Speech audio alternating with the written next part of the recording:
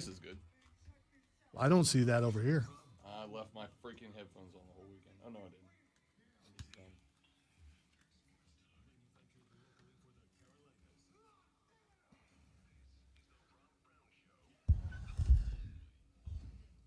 Oh, no! Good morning. Let's get to it. Ladies and gentlemen, boys and girls, children of all ages. I don't know how to gas you up any more than this. But in 7 days from right now, this very second, this radio program will emanate live from the College Football Hall of Fame as Southeastern Conference Media Days will be underway, and your boy will be live in the building. 4 days of natty but college football coming your way a week from right now. I will be headed over on Sunday night. I got a real issue on Sunday night, Zoe, because There's something going on in Atlanta on Sunday night. I don't know I think that's this Sunday. Maybe you didn't remember. Wrestling-wise. oh, son of a biscuit. I'm pretty sure that's this Sunday. Daddy might be heading over early. Yeah, I didn't even think about that. I'm pretty sure Evolution. I have to look it up, but I'm pretty sure it's this week. I think you're right. I might be heading over early. But a week from now, actually, you may have just solved my issue. I may just have to shut up and get there early Monday morning. So they're opening up the venue late Sunday. After closing, they're opening up the venue so that dorks like me who have to be on the radio at bleep you o'clock in the morning can show up, can set their stuff up the night before. It is this weekend. It is Sunday. It's Sunday? Yeah. And I'm staying 6:30. right there. 6:30. I'm right there. Yeah. All right, we're going to talk about that a little later. So, Sunday night, I am going I don't know to... if you do this, but Trish Stratus is going to be there. Yeah, I don't know if you're a Trish person. I mean, Mommy's going to be there. I'm that age. Yeah, But if daddy's going for mommy. Okay. All right. I can go into the building on Sunday because they are opening up the College Football Hall of Fame after it closes to the general public. And they are opening up for dudes like me who have to do a morning show the next day to come in early and get everything set up, get everything ready to roll so that we can be live on the air bright and early the next morning without having to show up at 3 a.m. to set everything up. And so I can go in on Sunday. The issue is that if I go in on Sunday, there's I'll see the lobby, but there's not really, I can walk around a little bit, but there's not really the grand reveal of the College Football Hall of Fame, which I am ashamed to acknowledge, not been to yet. I've been to Atlanta 11 times since I moved here to the upstate, and there's been plans every time to go to the College Football Hall of Fame. But every time I've gone over there, something has come up. For instance, when I was over there for the bachelor party last year, it was me, the little brother, and 7 of the boys. And as it was a Rob Brown-centric trip, it was my bachelor party. Shut up, I'm not that big of an egomaniac. When we were putting the plans together, they're like, what would you like to do? Where do you want to go? And really, the only reason we picked Atlanta was we were all going to go to a couple of Braves games together, and then we were really just going to hang out. The boys were going to hang out around the Airbnb. We're going to drink a little, talk a little, eat a little, go to a little baseball game, just kind of chill. And I added to the list a couple of weeks out. I'm like, fellas, the Airbnb was quite literally driver 3-iron away from the Airbnb. So I'm like, we got to hit the College Football Hall of Fame, right? There's only 4 or 5 of us that are college football fans, but that's a majority. Let's do it. So we were going to do the CFBHOF. And then when we got there on Friday. No, sorry, Thursday. We went over. I took Friday off. We went over on Thursday. And on Friday was just kind of bum around Atlanta. We all went downtown. We had a bunch of different restaurants. Most of us are either 40 or close to it. So it wasn't like, let's hit up the dancing place. You know, the dancing place that the youths go to. Yeah, you kind of look like the dancing gopher from Caddyshack. I'm just saying. We weren't going to hit up the dancing place because all of us were either in our 40s or close enough to it that we're like, Dad. So you're saying you lost your boogie? No, I'm not. I'm saying the dancing place at 40 doesn't hit the same way the dancing place does at 26. It's just like, I don't, you know what I mean? Like, I'm sorry, the internet's free. You get my drift? Like, the internet's free. Plus, you dance to pick up people. I ain't talking about that kind of dancing place. You don't need to go. I'm talking about the dancing place with tassels. Oh. Yeah. Okay. There we go. So you're talking about. As my grandmama would say, bless your heart. Adult entertainment. I'm talking about the dancing place with the tassels. Yeah, but that wasn't how you were dancing. Oh, I know. You were dancing like you were going to hit the disco. I didn't want to start swinging these things around on the stream without charging $9.99 a month for it. You went down a couple cup sizes, so it might be hard to do. We did not want to hit up the adult gentleman's recreational facility because, again, it's just I'm old. It's past, like, it ain't my thing anymore. I'm not saying I wouldn't go. I'm just saying it's not my thing anymore. So we were like, all right, let's just go downtown Atlanta. We'll like bar hop a little bit, catch an Uber back, chill out on Friday as the last of the group straggles in. Then it was Saturday. We had a baseball game Saturday. We had another baseball game Sunday. So on Saturday, we're like, all right, well, we could go in the AM. But by the time the AM got there, most of the people had too much fun in the PM to be capable of going to enjoy the AM. So that turned into, what if we just like Uber eats a ton of breakfast food and start the day early? So we did that. We went to the baseball game, came back, and we're like, let's go Sunday. But the game Sunday, because the folks in charge of buying the tickets, geniuses that they were, did not pay attention to the fact that the baseball game on Sunday started at like 2 in the afternoon. And so couldn't do it on Sunday. And then obviously we all left Sunday night to head back to our various locations. So that's kind of the stuff. So I haven't been to the College Football Hall of Fame yet. This is going to be the first time. And so I am looking at going in on Sunday. The problem is if I go in on Sunday, the lights are going to be on, but it's not a come in, take a tour, see it's like, here's the media area. You may set up, and then you may GTFO.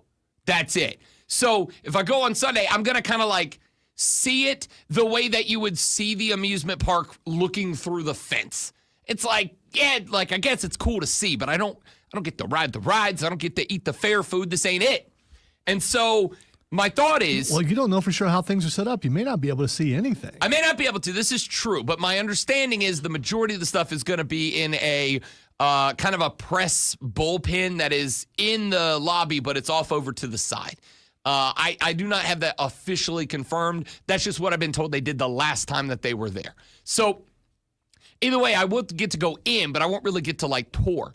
If I go on Monday, then it would be get there at, I will end up getting there Monday at like 3:30, 4 o'clock in the morning to go in, set everything up, test everything, make sure it's all working, make sure we're ready to go on the air at 6. And then I'll be one of like a handful of people in that building. There's just not going to be a lot of people there because it's going to be people doing morning shows, and I assume a handful of conference officials until everybody else, the players and the coaches and all that, start to show up later on in the day. So do I go Sunday? Do I go Sunday night? Do I go to the wrestling and skip out on that and just deal with it and go Monday and set up Monday morning? I don't really know how to handle it. What I do know is that I believe I'm still waiting on the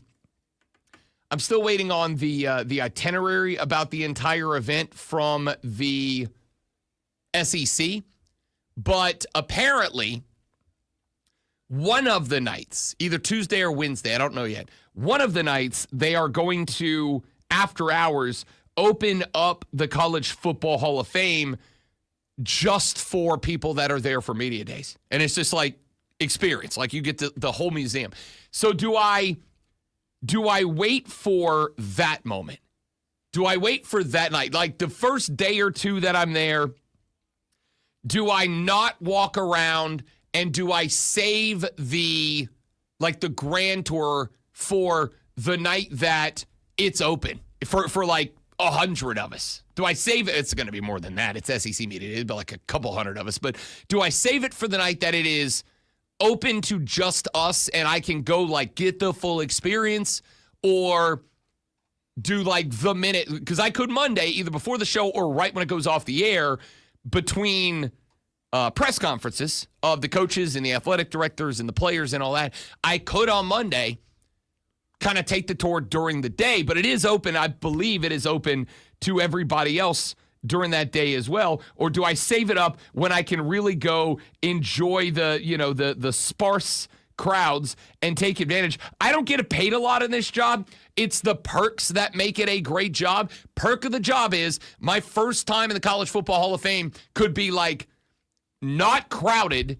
It's just I get to take as much time as I want in a venue that is perfectly closed, but I also have to wait 2 days for that. Yeah, I would wait for that because it will make you feel more special while you're doing it. Like they open this up just for me and other people. A bunch of other nerds. Yeah, but mostly just for you. So I mean I would wait. And who knows how much time you're actually going to have to do things while you're there, because you're going to be scattered trying to get interviews and all that kind of thing, and you may not have time. That is also true. We'll see how it plays out. 1 week from 11 minutes ago, we will be going live, opening the broadcast live from the College Football Hall of Fame for the Southeastern Conference Media Days. And as Lonzo likes to say, that is officially the signifier that football season has started. We are a week away, less than a week away. Depends on what time you think the actual. Well, I guess when that event starts, when you go on the air for us, that's the start of football season. That is the start of football. I like that. The countdown to college football is now 6 days, 23 hours, 47 minutes, and however many seconds.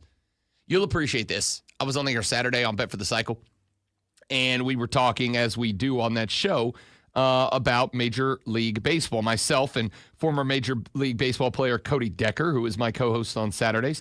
And so we were talking about, some teams, some winners, some losers of the first half. The question got popped. Cody Decker says to me on the air, he says, Rob Brown, do you know, as we talk about I think we were talking about the Mariners. I don't remember. We're talking about one of the teams. He says, do you know what happens on the last day of this month? And I said, I sure do, Cody Decker. NFL preseason game number 1, the Hall of Fame game, live from Canton, Ohio. And he went, no, it's the baseball trade deadline. What is wrong with you? And our producer gets on. Double D was out. Our producer, Kenny, gets on, and he goes, Deck, he's right. Football season is here, kid. I'm not saying that I'm counting down. The 12th, which I believe is Saturday. That is Saturday. That's when camps open up, right? That's when the Chargers report. Or some of the camps open up. Yeah, because the two teams that are playing the Hall of Fame game that you're talking about, they're going in a week early. And the Chargers is one of those teams. I forget who they're playing. As we like to say in the business, there's a phrase that we like to use for things like this, and that phrase is hell yeah.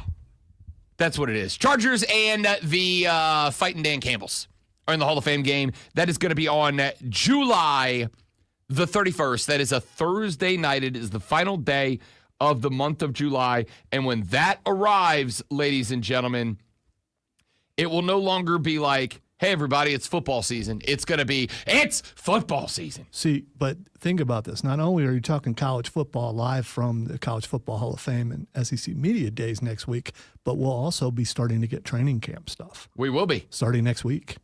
Ladies and gentlemen, I'm not saying football season is here. Again, we got 7 days till that happens. So it is the last week of ranking season, which means we're going to be ranking some stuff coming up today. Plus, I got a bunch of other good stuff we're going to get to today because what a weekend in sports it was. The Braves stink.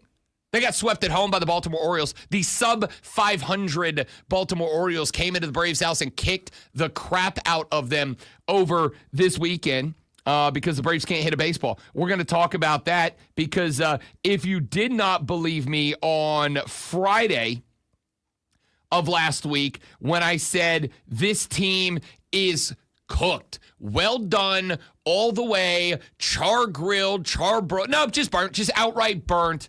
No more red in the middle. This team is officially washed. Now the question is, the team that beat them, the Baltimore Orioles, see, Brandon Hyde was their manager, and Brandon Hyde got fired 46 games ago. The Orioles, since they moved on from Brandon Hyde, and by the way, they moved on from Brandon Hyde for not meeting expectations this year. Because this Orioles team has been in the playoffs twice in a row the last 2 years. Now, granted, they got bumped in the first round both times, but a lot of that had to do with the fact that they have one of the youngest teams in Major League Baseball. Experience matters. So, the Orioles were sub-500 by a lot, like by a significant margin. And when they got to that point, the O's said, yep, that's not it. And they fired Brandon Hyde, their manager. Since they fired Brandon Hyde, their manager, they are now 26-20. They were a dozen games below 500. They are now back at 500 and trending upwards after coming to the Battery and bumping the Braves 1, 2, 3 in the center of the ring. The Braves, on the other hand, are now 11 games below 500. The Braves, on the other hand, are now 11 games below 500 for the first time since 2017. Now, you will remember that in 2014, the Braves blew everything up. They went, this isn't it. This isn't working. These aren't the guys. Freddie ain't him. They're like, none of this is working. They blew that team up. And the Braves ownership and management acknowledged at the time it is going to be a 2 to 3 year process to get where we want to be. 2017, they were as bad as it felt like they were going to be for a long time. They made 1 or 2 small changes, and that began an upward trajectory that led to the 2021 World Series championship.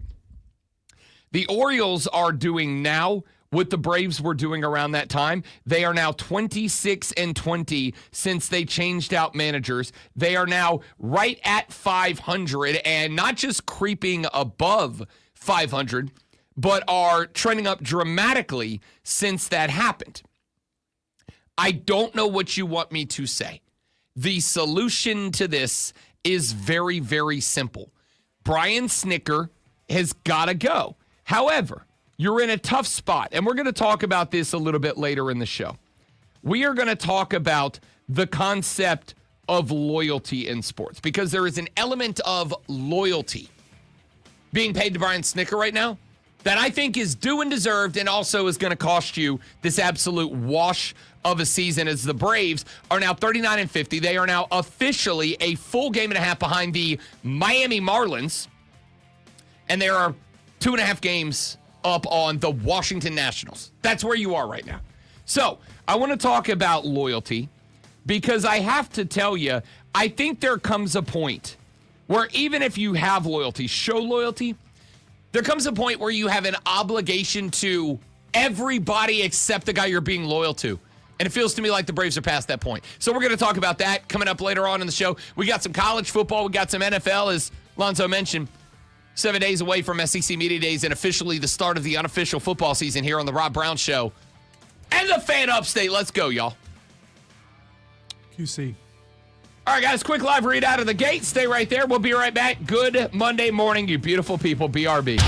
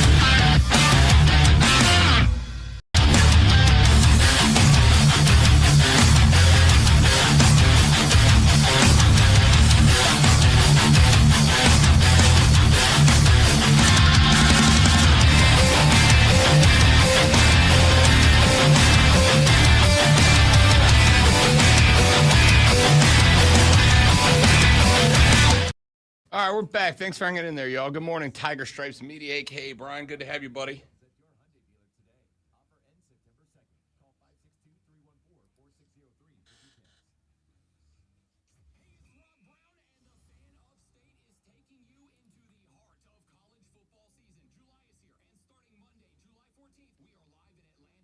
Dun, dun, dun, dun, dun, dun, dun, dun, dun, dun.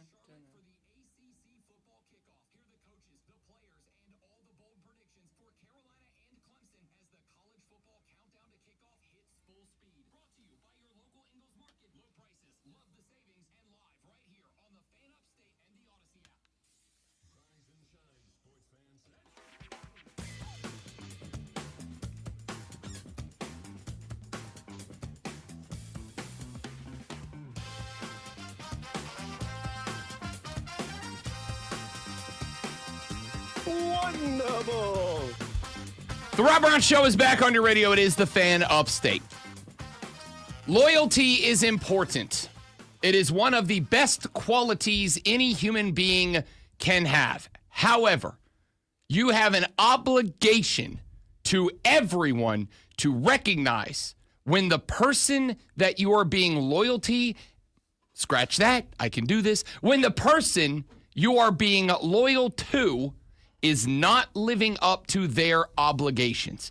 That is the most important thing you can learn about loyalty, is that sometimes you can be loyal to a person, but say you're not doing the job well enough and move on. Not because you're disloyal to that person, but because you also have a sense of obligation to other people.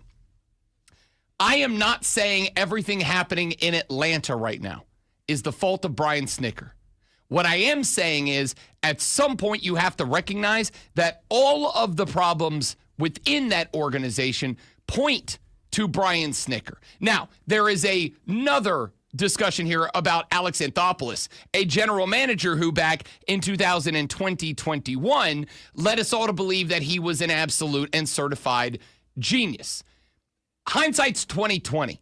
So I'm willing to, for right now, briefly lay off on Alex Anthopoulos because I am not ready to say that a lot of the players that Braves fans are ready to cast off and move on from, are ready to sell at the trade deadline.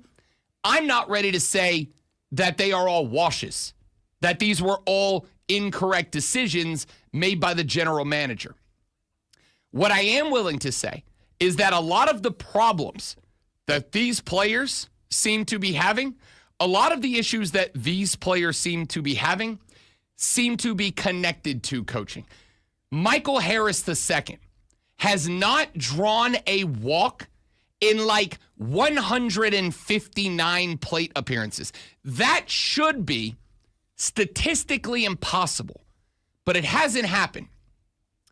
That to me says that they're not working with him on plate discipline, on understanding situations and scenarios, on recognizing where he is in counts, and recognizing where those counts are in games.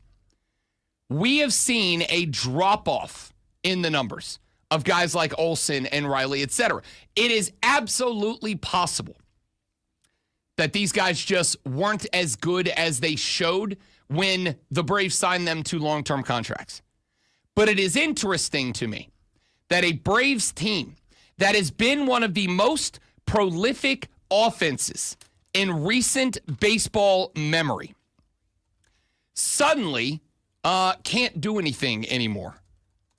It is shocking to me that you had Kevin Seitzer, who was the hitting coach up till last year. Seitzer leaves. He goes to Seattle. And all of the sudden, the Seattle offense is raking. This team is hitting the baseball. They are moving up the MLB standings, despite all of it being centered on Cal Raleigh, a.k.a. the Big Dumper, a nickname that I have completely 180'd. I hated it. Now I love it. They have completely turned it around. The Braves, on the other hand, have also completely turned around. Unfortunately, they're headed into the dumper. And nothing is changing. Like, you sat Michael Harris for a game, and then you put him back in the lineup. Nothing changed.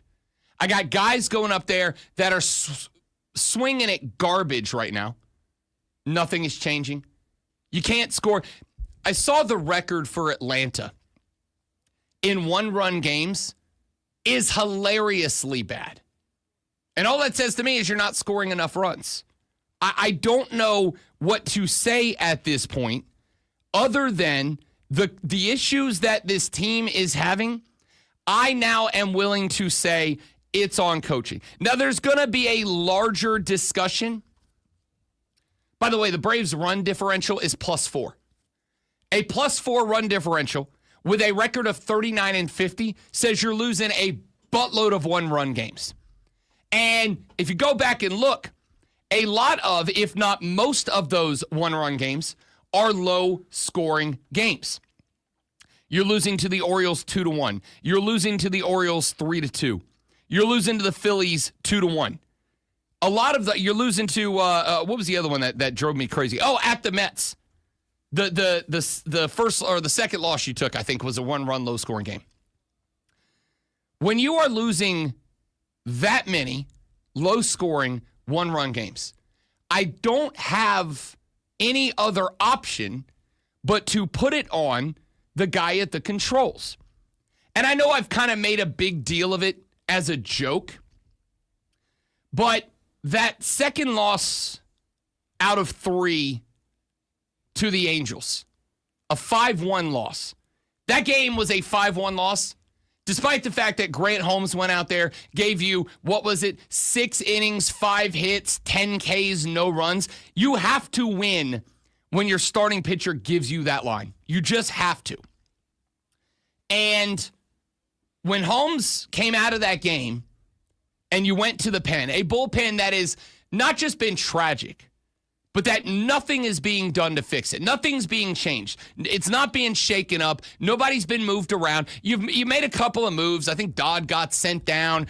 You just brought somebody back up. Like, who cares at this point, right? You're so far back. There's no momentum. Who cares at this point? But nothing's getting done. And in that game, I think we're in the 7th inning. Maybe it's the 8th. It's a one-run game. It's like 1-0 Angels at that point. This is a game that I had not given up yet. This was the game that broke me, the 5-1 loss. That's the game that broke me as a Braves fan. I'm watching that game. I'm edge of the seat in the bro cave.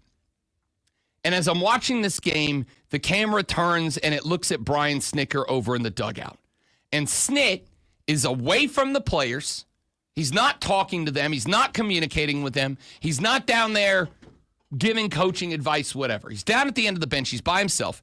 He's got his little lineup card, and he's sitting back in his chair like this, and he's looking at it, and then he sits it down on the bench next to him. And I've made a joke about this happening for like a year and a half now. But they show him, and he just goes, ugh. Like we were keeping him up past his bedtime. Now, Brian Snitker has been with the Braves organization for 40-plus years. He has managed at every level of that organization, from the bottom now at the tippy top. So there is a desire to be loyal to Brian Snitker. I understand that. You also have Brian Snitker, who won you a World Series 4 years ago. There is a desire to show loyalty because of that, and I understand that. But there is also an obligation to be as good of a baseball team as you can be. And there's too much talent just on this roster to be 39-50. And what is happening here is by showing loyalty to Brian Snitker, despite the fact that this team stinks right now, you are telling me and all of my Braves friends and all of you out there that are Braves fans that your ability to enjoy a good baseball team is less important than Brian Snitker's happiness with the job he's been in for 40 years. Now, I do want to be both sides of the coin on this issue. I understand that there is concern that it will be difficult to get a guy who, if he comes in and has success, feels like there is loyalty and will be willing to stick around for a long time Because he goes, wait a minute, if you're willing to can a guy who's been there for 40 years, if I come win a World Series and then we have a struggle 2 years later, am I next? I get that. And that is a concern. But man, I'm not saying this team is like a top-tier World Series candidate. I am saying they're an NL candidate. They're a National League candidate. They're a team that should be up there with Philly, should be up there with the Dodgers, should be up there with the Padres. And yet we are falling short. It's the same thing over and over and over. It's the same problems. It's bad bullpen pitching. It's no closer. It's incredibly horrific plate discipline. It's poor decision-making on the bases. Nothing is changing. And yet, you are telling me, as a Braves fan, we would rather be loyal to this one guy than show any desire to make the team better so that y'all as fans, the ones that actually buy the tickets and spend the money and watch our games, can sit back and enjoy. I haven't watched a Braves game since that 5-1 Angels loss. I watched like 10 minutes of the Orioles game yesterday. 2-1, snooze fest. Can't do anything. Can't hit the ball. Can't pitch. What are we doing? I understand loyalty, but at some point you got to recognize I have an obligation to the fans to make them happy, and the Braves are miserably falling short of that. Back after this on the Rob Brown Show in the Fan Upstate.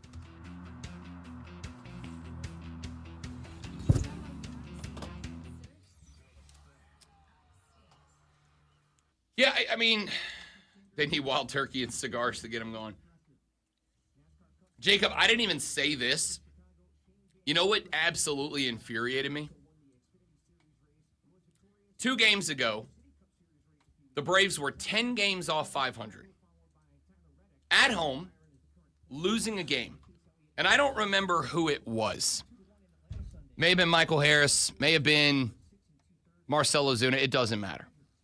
One of the guys hits a home run that I think either brought him within one or tied the game. It wasn't like it broke the game open. Either brought him within one or tied the game.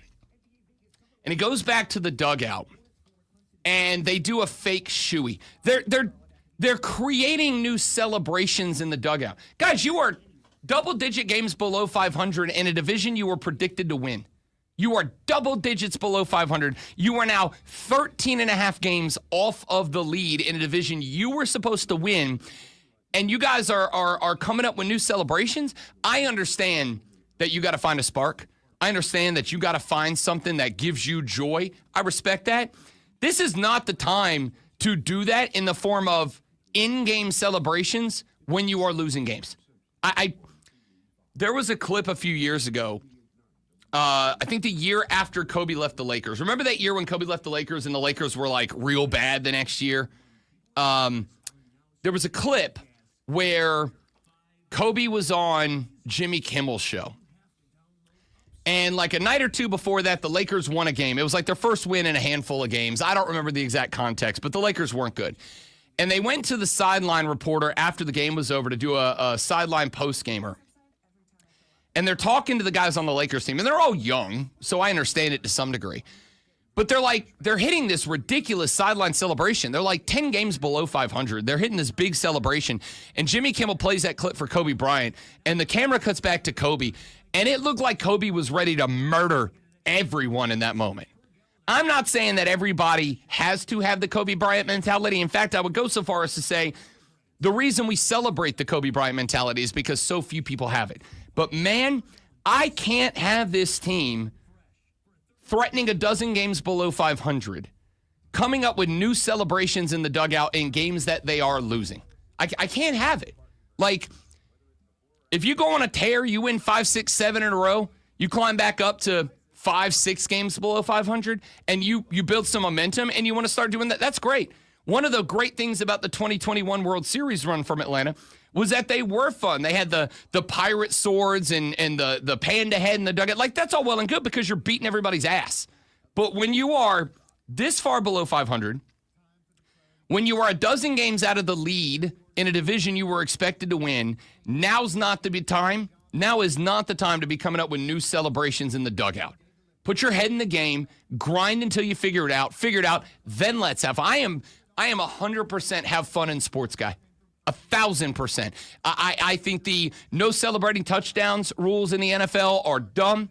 I think not admiring a home run and getting plunked for it is one of the dumbest things in all of sports. If you do something that is impressive and special, hit the celly, man. I'm a fun and sports guy. I'm also a win to do it guy. I don't want my team out there looking like they're a freaking Little League team when they're getting their asses handed to them by everybody. I can't do that.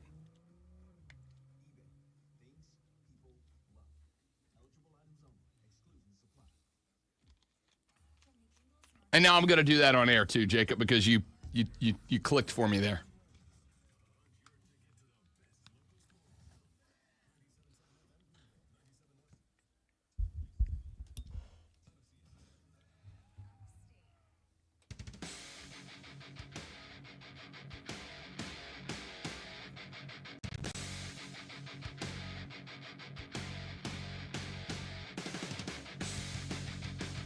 I was going to move on from this because it's Monday morning.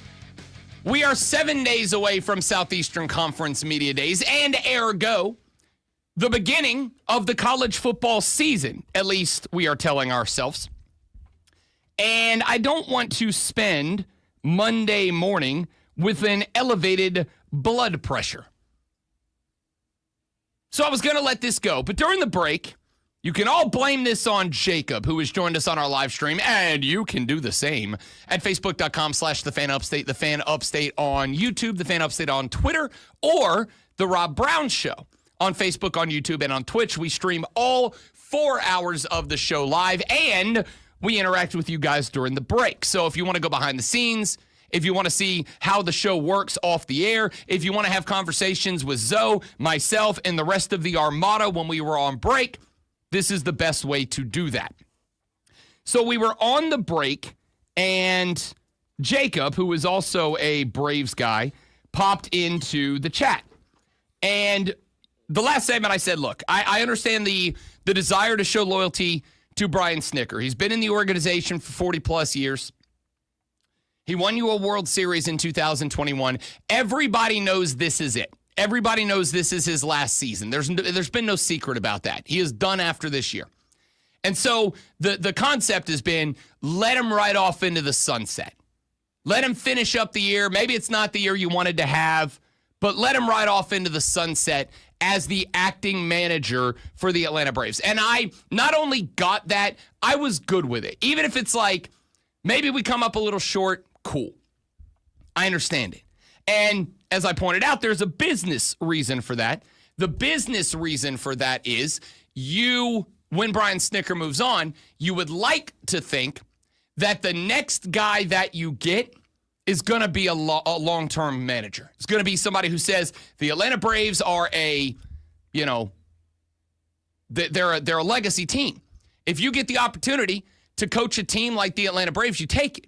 And so the hope, the optimism in that is that the next guy's going to come in. He's going to be good. You're going to be able to keep him locked up for, Bobby Cox years. And that's fine. And if you fire Brian Snicker because he's having a bad year, then a guy who might be long-term might go, I don't really know if I want to go there, because if I go there, even if I win a World Series, if I turn around over the next couple of years and have a couple of bad years, am I next? Will they can me the way that they can Snit for having a bad year? But the flip side of that, obviously, is I feel like the Braves have an obligation to me to be good.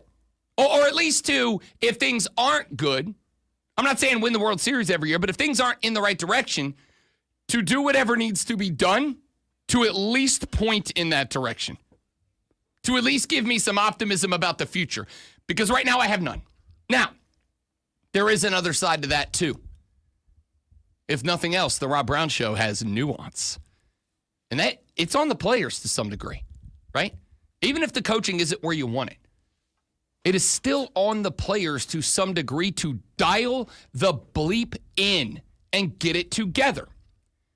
Jacob popped into the chat a minute ago, and he said, I'm not comparing Bobby to Snit, but they kept him until he retired, even after they only won one championship. This all started with when Ron Washington left. I'm just saying they need wild turkey and cigars to get them going. All right. I like the last one. I'm all on board. Nothing in Rob Brown's life that some wild turkey and a good cigar can't fix. Like Miguel Angel Cabrera said last week, hey, man, things went wrong. How do you get it back? What do you mean, get it back?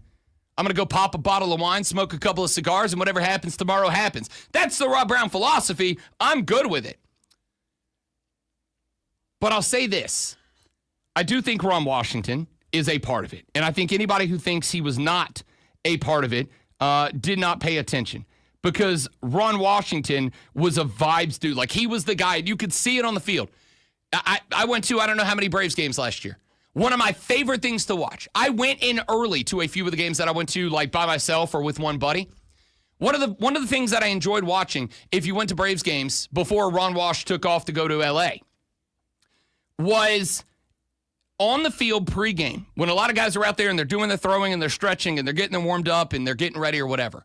Almost every game, you would see a large group of the starters who would go over towards the dugout with Ron Washington, and they would play Pepper. You played Pepper back as a kid? Pepper was always a game you either loved or hated, depending on who the coach was. Pepper was like 4, 5, 6 guys would stand in a line, and you'd be from 7 feet to 8 feet away from a coach. And the coach would have a bat and a ball, and he would hit the ball, and he would like quick hit it, not like swing it at you, but he would spike the ball into the ground.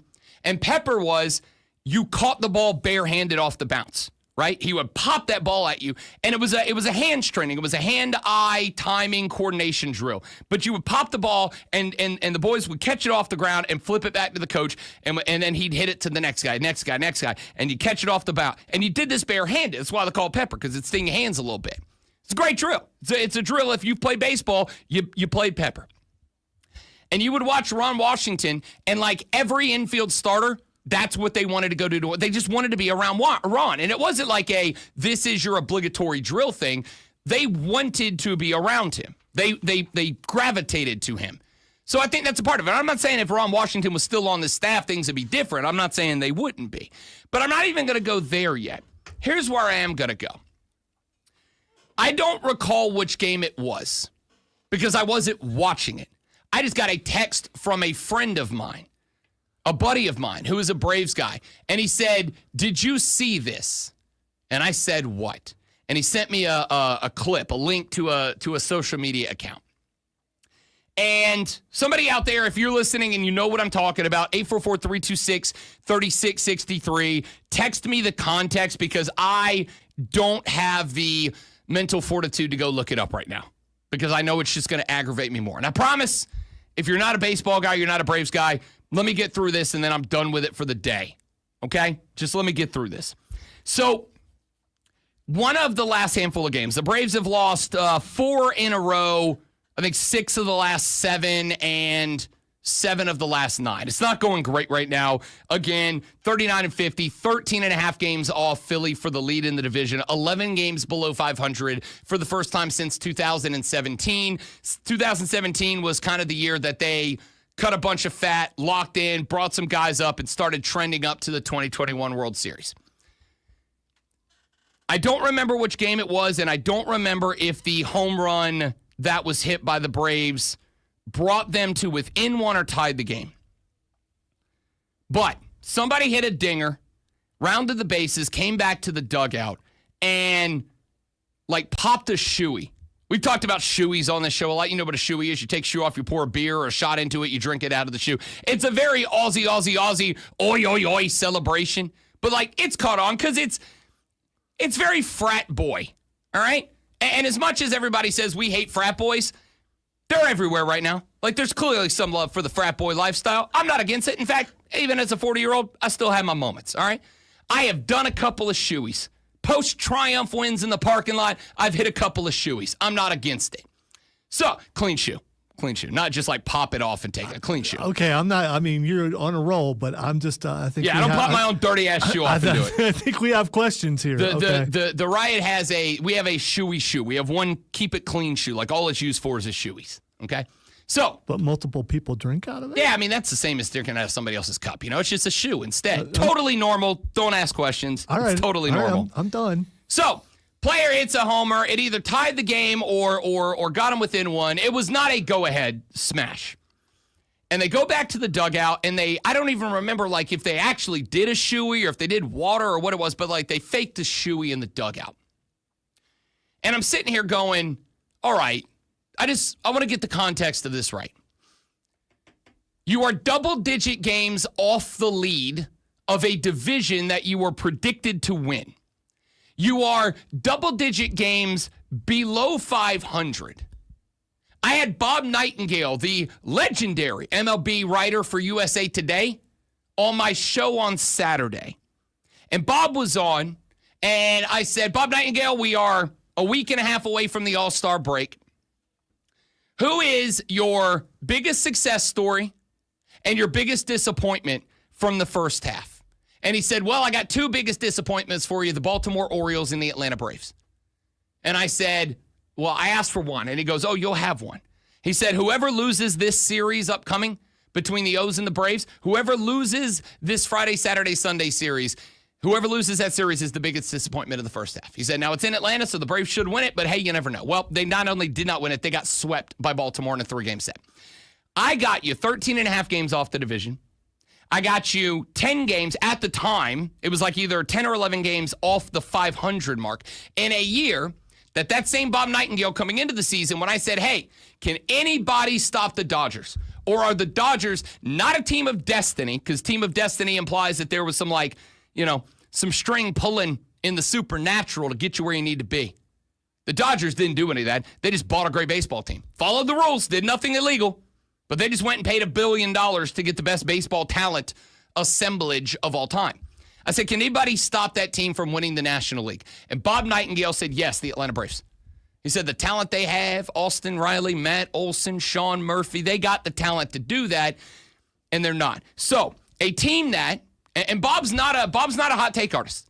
Bob Nightingale, I say this lovingly because I love Bob Nightingale, is maybe the most boring baseball guy on the planet. He is an old school baseball guy. There is no fluff. There is no hot take. There is no please click my stuff. He just calls it as he sees it, and he's very good at it. Bob Nightingale had you predicted as an NL contender coming into the year, and now he's called you the biggest disappointment not in the National League, in Major League Baseball in the first half.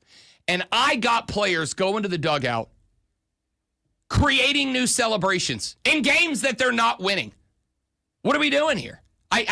What are we doing? I'm a have fun in sports guy. Always have been. I think that NFL teams, should be allowed to celebrate touchdowns. It drives me bananas that a wide receiver pops an 84-yarder and the offensive line aren't allowed to come into the end zone and hit the electric slide with them. It's a flag. That's dumb. The team did something special. Touchdowns aren't super common, unless you're the Bengals, but then you also give up $1 million, so who cares? Touchdowns are super common. I think everybody on the field that had a part in it should hit the celly. I think that baseball, a guy admiring a home run, having to take a fastball to the shoulder next time up is stupid. If you don't want him to admire a home run, something that the best player in Major League Baseball might do 60 times in 181 games, 182 games, 60 times maybe, a third of the time, maybe he does that. Admiring the work, I think is acceptable. I think it's totally fine. If you don't want him to do it, don't give him a heater that he pops into another county. I am a pro fun in sports guy when you're winning. And I'm even fine with winning a game. But when you're a bad team, and not just a bad team, but you're a bad team with expectations and you are nowhere near meeting them, I can't have that. Now, again, I will point that back to the coaches because I'm going to tell you, and I don't know if this is a poor or a good reflection on me or whatever. When I was a coach and I'm talking like high school, not like the little kids, but like a JV basketball coach back in the day. When I was coaching like JV basketball back in the day, if my team was down 20 and a guy popped the three and then ran back, hitting the LeBron James, whatever, hitting the big three ball, throwing up whatever, that dude's taking a seat. My man, you're down 20. We're down 20 points, and you're celebrating the thing you're supposed to do. Absolutely not. Go down there, meditate, have a smelling salt, grab a Gatorade, whatever you got to do, get your head back in the game. This is not the time. I am pro fun in sports. Sports are games. Games are fun. You are supposed to have fun. But at the same time, especially for guys at the pro level, there's a lot of people in this building spending a lot of money because they like watching a good baseball team. And you're not giving them to them. This is the same argument I point at the owners when their team is bad for years and years. And Pittsburgh Pirates right now, their team can't do much. They're just not good. They're just not. But when Paul Skeens goes out there and hits 14 Ks in a game, he should absolutely hit the celly on the way back to the dugout, to the locker room. When I look at this team, and this team is hitting new cellies despite losing games and being this far off the pace, and then they turn the camera and Snit's on the far side of the bench, and nobody walks down there and goes, hey, guys, maybe not the time. You guys stink. You're supposed to be one of the best 3 or 4 teams in baseball, and you suck. Maybe not the time to be coming up with new cellies. Maybe figure out what you did right so that you can go up there and replicate it so that we can keep winning baseball games. Nope, we don't do that. The boys go back, they hit cellies for dingers in games they're not winning, and they celebrate like they just won the damn NL pennant. I can't anymore. This is part of the reason I am out, because I can't watch that in the dugout, but also lose 3 of 3 to the Baltimore Orioles, last place in their division. I can't do it. You know what I can do? Sit back, relax, unwind, and listen to the soothing sounds of Lonzo Sports Flash. Yeah, you probably don't. You probably don't want to. Calm down. Because in case you didn't know, the Atlanta Braves were swept by the Baltimore Orioles across 3 games over the weekend, including a 2-1 loss yesterday. Grant Holmes took the loss despite 6 innings of 4-hit, 2-run ball with 5 strikeouts. The loss drops the Braves to 11 games under 500 for the first time since 2017. The United States men's soccer team came up a goal shy in the CONCACAF Gold Cup finals, dropping a 2-1 result to Mexico to earn the silver medal. The match was the last competitive contest the U.S. will play until the World Cup starts next year. It's a long way off. Carolina Hurricanes continue to add to their roster, signing forward Nick Ehlers to a 6-year, $51 million contract. The unrestricted free agent was the last big name on the market and spent 10 years with the Jets, recording 225 goals and 550 points across 674 games. That's a lot.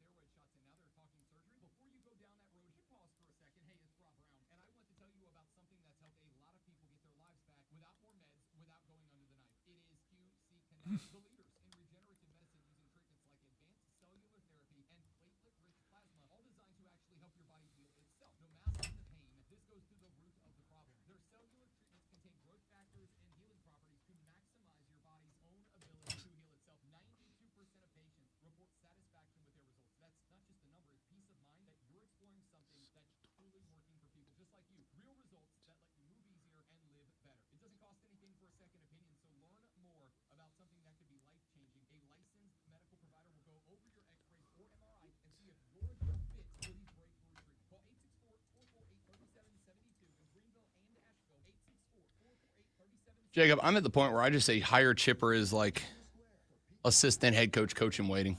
If he wants that job, and I know he's been doing stuff with the Dodgers and some other teams, but I got to imagine if he gave Chipper Jones the opportunity to come back and coach this team, he would take it. I could be wrong.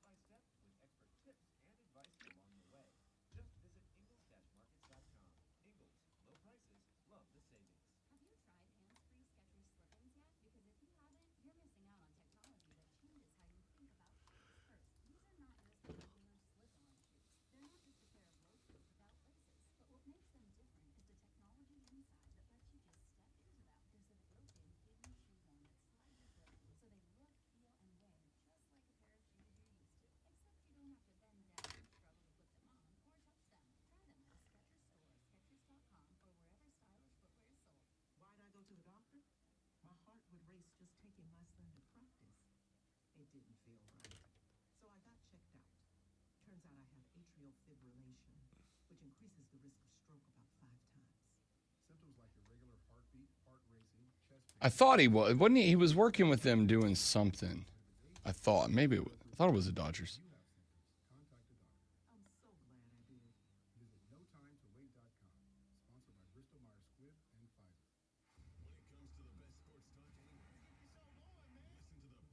Or maybe they just tried to recruit. He was, dadgummit. Oh, maybe it was with the Braves. I swore he did something with somebody else.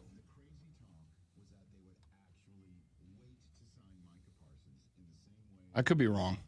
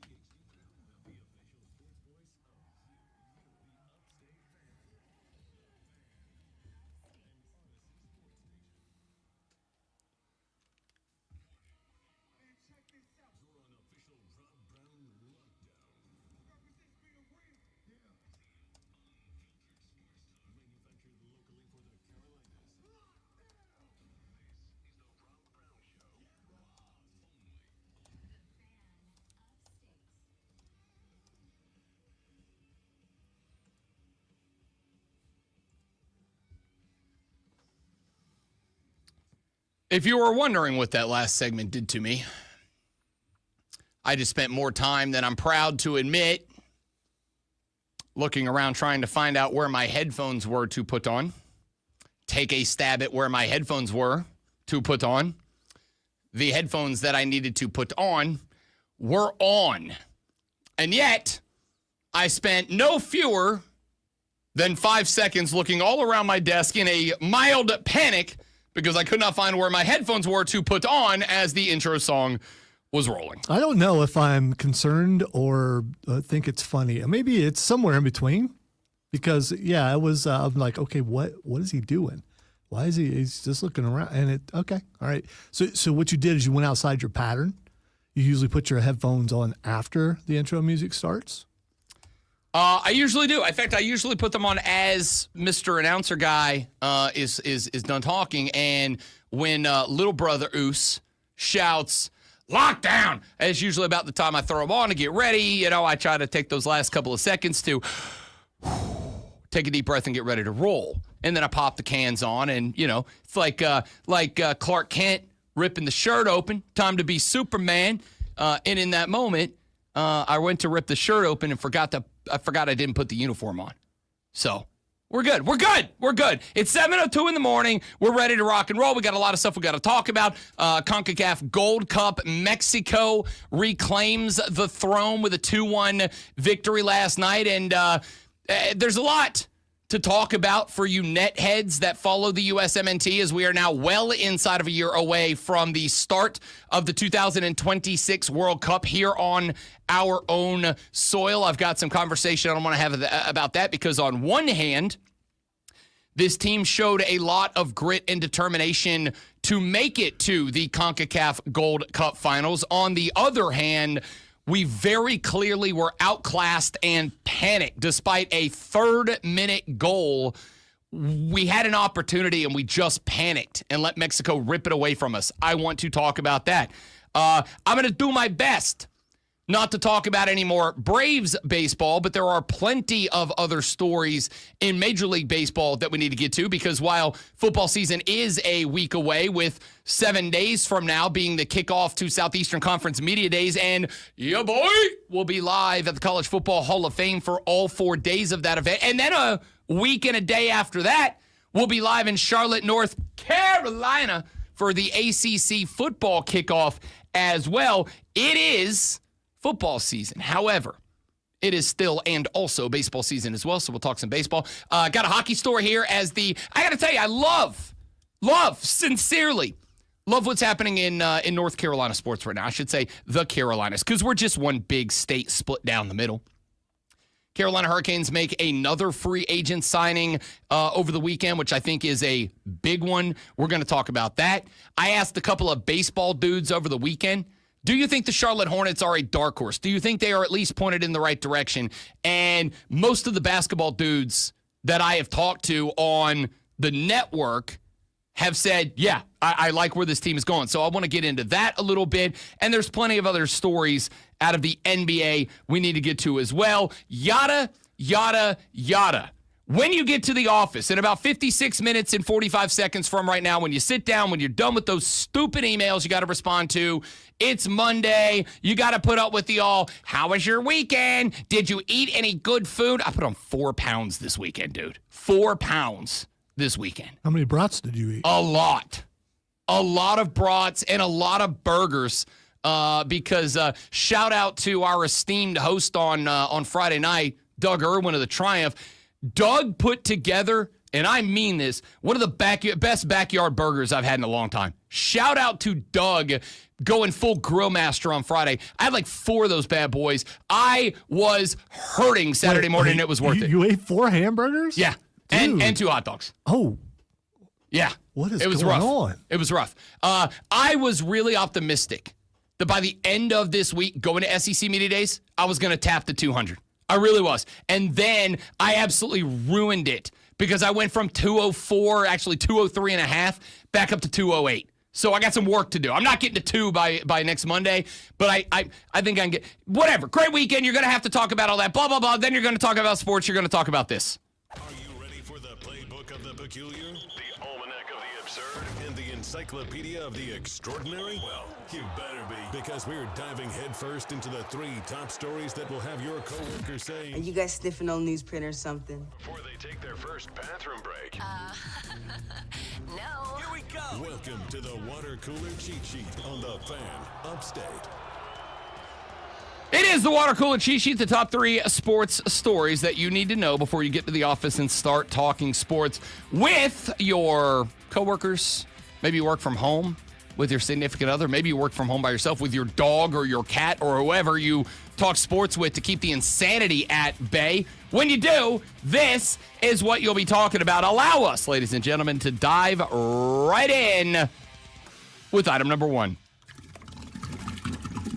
2-1, Mexico knocks off the United States of America in the CONCACAF Gold Cup final last night. A wonderfully served free kick from Sebastian Berhalter found the head of Chris Richards in the 4th minute of that contest. It was 1-0 United States very early in that one. Unfortunately for the U.S., the Mexicans would draw level on a Raul Jimenez goal about 23 minutes later. Nothing happening until halftime. We played into the 77th minute before Edson Alvarez found a header that just got past Matt Freese off of a deflection. That made it 2-1 Mexico. The Americans made a couple of late substitutions to try to make something happen, but unfortunately, no late game magic. There were a couple of opportunities for the Americans to draw level. There were also a couple of issues in this game. There was a very clear, and please, soccer dudes, stop trying to tell me that it was an incidental handball in the box, because there was a foul before it that was as clear as the light of day, followed by a handball from Mexico in the box that should have led to a penalty kick that was not given. There was also a penalty called later on in the game that led to Mexico's second goal. That was 1,000%, at least by the consistency of what had and not been called in that game. Not a foul awarded to the Mexicans. I do my best not to be a we lost, blame the refs guy. Because especially in a game like that, in fact, I tweeted out the gif of celebrity deathmatch referee Mills Lane with the let's get it on, because this referee in this game last night was very willing to let the boys play. Mario Escobar was the head ref. He is known in CONCACAF for letting the game play out. You know, whenever he is in charge, it is going to get chippy. You know, whenever he is in charge, you are likely going to see a ton of physical contact. And I'm okay with that, provided it is going to be called both ways and the clear and obvious stuff is still going to catch the whistle. It did not last night. This American team, I'm not this guy. I swear to you, I'm not this guy.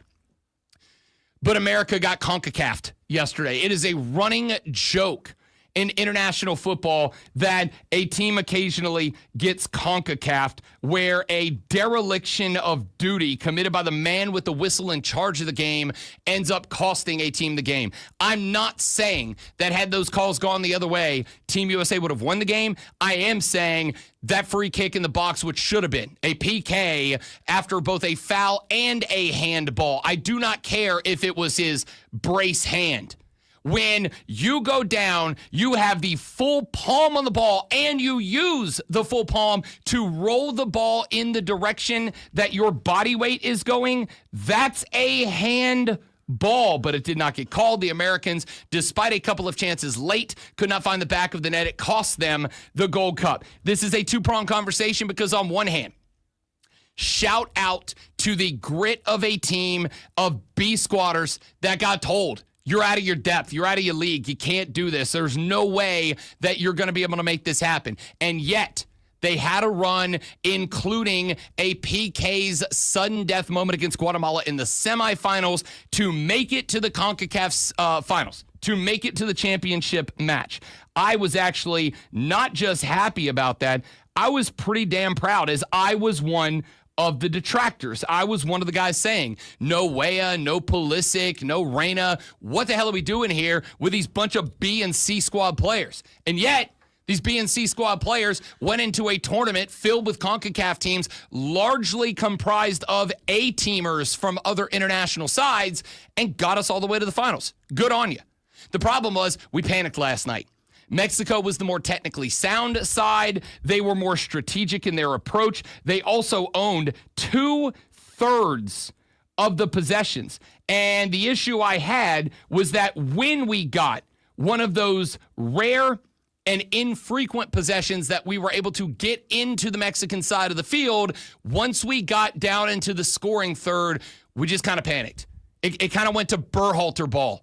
It kind of went to spray and pray. Let's just kick it down there. Let's see if we can outrun them to the spot and then out-athlete them in the box. And the reality is you can't. Maybe the A guys could. Maybe the Pulisics and the Reynas, maybe those guys could kick it down there, get down there, beat them to the spot, then out-athlete them with the creativity to make something happen. These guys could not.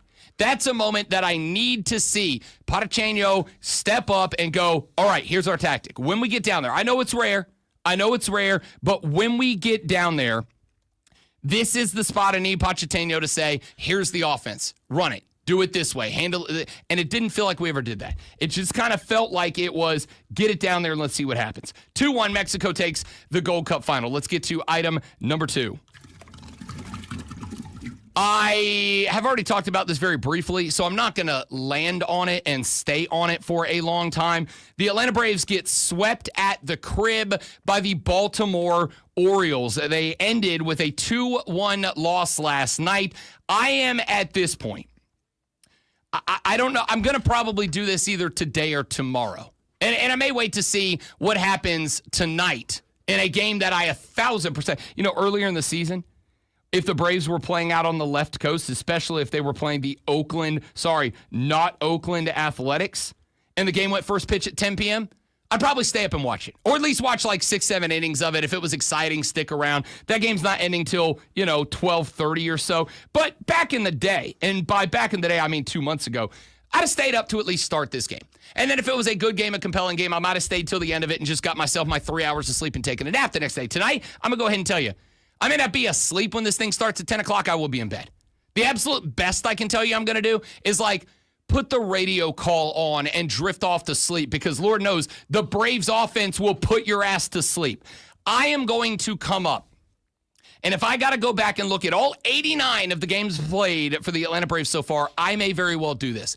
I need a stat 4 pitchers who give you 6 innings and 2 or fewer runs and lose the ball game. Grant Holmes takes his 8th loss. I don't know this off the top of my head. I'd be willing to bet that at least half of those losses from Grant Holmes, who has been performing way above expectations, I'd be willing to bet that half of those losses came with Grant Holmes striking out at least 5, giving up 2 or fewer across 6 innings, and just having 0 offensive support. That's exactly what happened yesterday. The Braves only got 6 guys on the bags.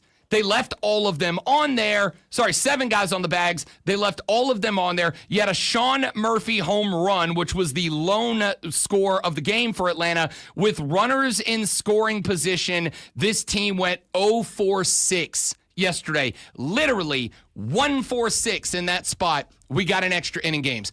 2-for-6, the Braves win that game, but they can't do it. They fall to the Orioles 2-1. Baltimore is now 40-49, and that's the team that swept you. A team that, despite being on a run lately, they are 26-20 since they moved on from their manager.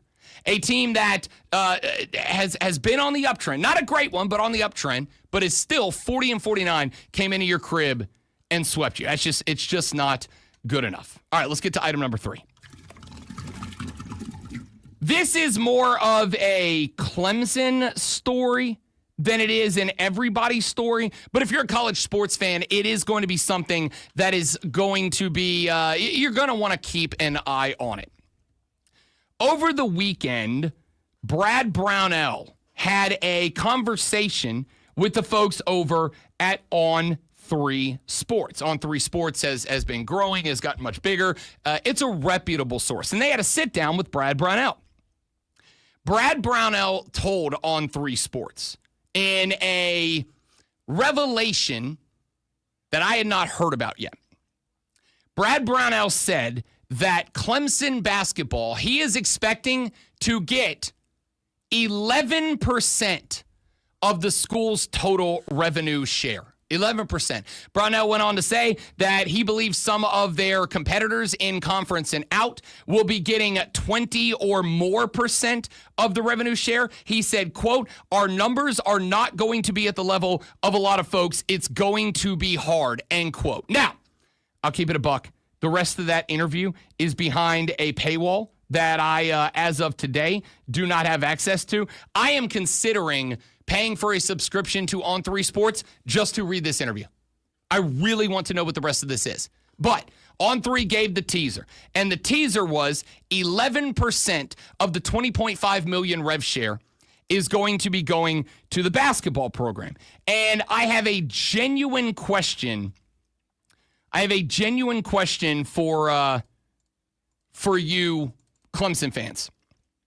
That is effectively $2.25 million, if my numbers are correct there. I did them last night on a calculator because I'm very dumb. If I recall correctly, it's like $2.25 million will be going to the basketball program. Are you good with that? Do you think that's a fair number? Brad Brownell says that some of the direct competitors in conference will be receiving closer to $4.5 million. He's getting $2.25 million in revenue share to distribute to basketball players. So my question is for Clemson fans, 844-326-3663. A, do you think that's fair? B, are you happy with that number? Do you think that is acceptable? And C, and this is where I'm going to land, and we're going to talk more about this coming up in the next segment of the radio program. Do you feel like this is enough of the revenue share? Understanding that it has to be split with football, the bread and butter, the crown jewel of the school. I get it. But understanding out of $20.5 million, that $2.25 is going to be going to basketball. Do you feel like you can say, honestly and genuinely, with that being the revenue share, that Clemson is committed to basketball? I'm not saying they are or aren't. I may say that in the next segment. You'll have to stick around and find out. But Do you feel, as Clemson fans, and I want your opinion on this, you can text the Hub City Spartanburger text line at 844-326-3663, or you can call in to 844-326-3663. I want your thoughts. Is 2.25 out of 20.5 million enough to A, be competitive in basketball, B, to say that the school is dedicated to basketball, or C, is that a number that we go, all right, basketball's just a kind of a thing they do there? We'll talk about this when we come back on the Rob Brown Show in the Fan Upstate.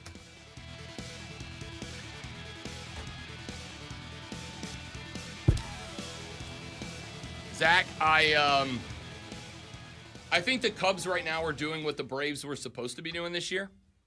That is scoring a buttload of runs and being capable of winning 13-10 games for no reason. Here's the issue that you're going to bump into, I think, especially with Justin Steele done for the year. Pitching wins in the postseason. And the one thing we have not really talked about is the fact, is the fact that I can do this. I'm a professional. Is the fact that the guys on the injured list, and we've seen Shohei back. He's only throwing like 2 innings max right now, but he is going to work that way up. I assume after the break, those stretches will go to like 3, 4, 5, 6 innings. We'll start to see a return to the top. The Dodgers pitching staff just injured right now is better than most teams' rotations as a whole. So when you get to the postseason and they have that, assuming they have that full rotation back, will the Cubs be able to hit that rotation for a 5 or 7 game series? And the answer to that is I don't know if anybody can. But the Dodgers also aren't quite as good as we thought they were going to be. So it's worth the discussion. We'll be right back.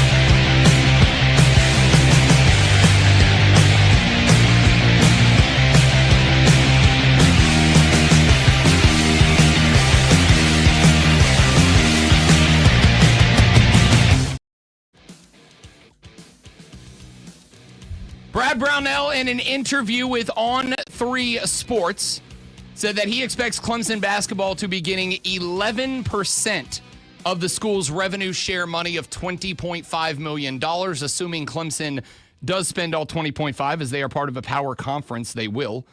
That works out to be about $2.25 million. The Clemson basketball program took in about $10.5 million. They paid out about $12.75 million. They operated at a slight loss of just more than that last year. So, of a $20.5 million budget, with $2.25 million of that going to the basketball program, here's my question for you Clemson fans. And I sincerely want your thoughts on this at 844-326-3663.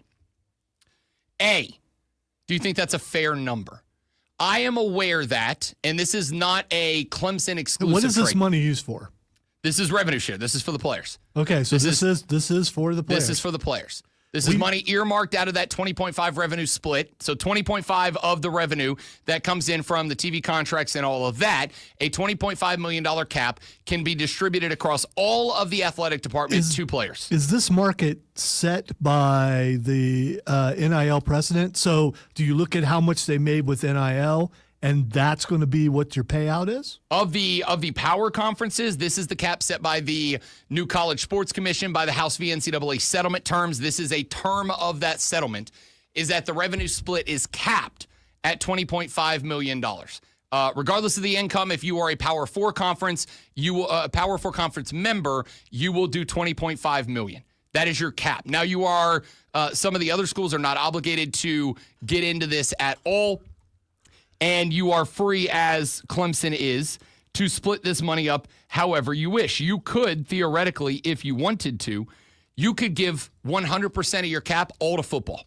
And on top of that, you could give as much as you want of this to one particular player if you wanted to. You could hand most of this money to one particular player. I got to remember who it was. There was I want to say, was it Texas Tech? I think it was Texas Tech. In fact, it was. Texas Tech is giving one guy $5.1 million a revenue split. That's a 5-star offensive guard, by the way. They are giving an OG $5.1 million of their $20.5 million revenue split. Now, I'm bad at math, but 5.1 out of 20.5 checks in. Around 20% of their rev cap is going to one offensive lineman. I genuinely don't know how the money's going to work out. Yeah, what's the quarterback getting paid? That's wow. I don't know how that's all going to pay out. Now, we'll come back to that story a little bit later. Clemson is giving, of their 20.5, according to Brad Brownell, 11%, around $2.25 million of their $20.5 million cap is going to basketball. I want to know from Clemson fans, is that a fair number? Do you think that is an acceptable number? Is that not enough for basketball? This is a basketball program that over the past couple of years has been trending in the right direction. This is a basketball program that has stayed at the top of the Atlantic Coast Conference. This is a basketball program that has been making it into the March Madness tournament, which of course we know is a big source of income for both the program and the athletic department. It increases the amount of payout they get from the conference as well. Is this a fair amount of money, $20.5 million? A. B, is it too little? And if so, is it a disappointing revelation from Brad Brownell that $20.5 million or $2.25 of the $20.5 is going to basketball? Because I will say, for a program that has been not just pointed in the right direction, but for a program that over the past couple of years, as long as it took Brad Brownell to get here, is a program that has been relevant in the college basketball discussion and feels like with some recent recruiting, with some of the portal pickups that Brad Brownell has had, feels like it has the opportunity to stay massively relevant in the college basketball world. It feels like Clemson's program is very much, if it was to continue its trajectory upwards, could become a program that operates in the black, not in the red, taking in more money than it costs, which obviously is the way that you continue to grow, continue to get better, continue to become, again, a more prevalent and a more relevant program moving forward. I also say out of $2.25 million, with the full understanding that football is the crown jewel, football is the bread and butter, and not just in the Southeast, but across power conferences. Football is, with the exception of a few schools like North Carolina, like Duke, football is the priority. Football is where you want the money to go. But out of $20.5 million, $2.25 million dedicated to basketball, when this is already a program that operates in the red despite recent success, I hate to say it, it makes me automatically knee-jerk react, and I will think about this a lot more. I read this article, I saw this quote from Brad Brownell last night, and I will also tell you that I have reached out to a couple of folks who cover Clemson. We've got John Blau coming up here in just over an hour.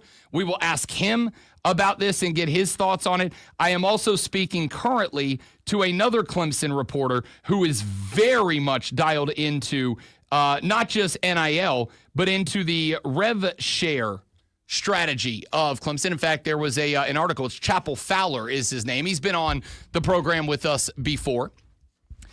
Chapel is very much dedicated to covering what is going to happen with this rev share money, the impact that is going to have, and I assume as those payments start to go out, which I believe is in the next handful of days, will likely be at the forefront of tracking who's getting what from Clemson and the impact that they are providing back to the athletic department and the teams that they play for. I am working on trying to get him booked on the show either tomorrow or Wednesday to give us his thoughts and his breakdown from somebody who has been very much locked into all of this. My knee-jerk reaction, before we speak to John Blau, before we speak to Chapel Fowler, before we really dive into the nuts and bolts of all this, and to keep it 100% and be transparent with you, before I even get an opportunity to read or hear the entire interview with Brad Brownell. It is locked behind a paywall that right now I have not subscribed to. I may, just to read this article. Before we get into any of that, and before I really even, this is not something I usually do, but hey, gut reaction is gut reaction. The gut reaction I had to this is, it doesn't feel like Clemson's really taking basketball all that seriously. And hey, that's their priority.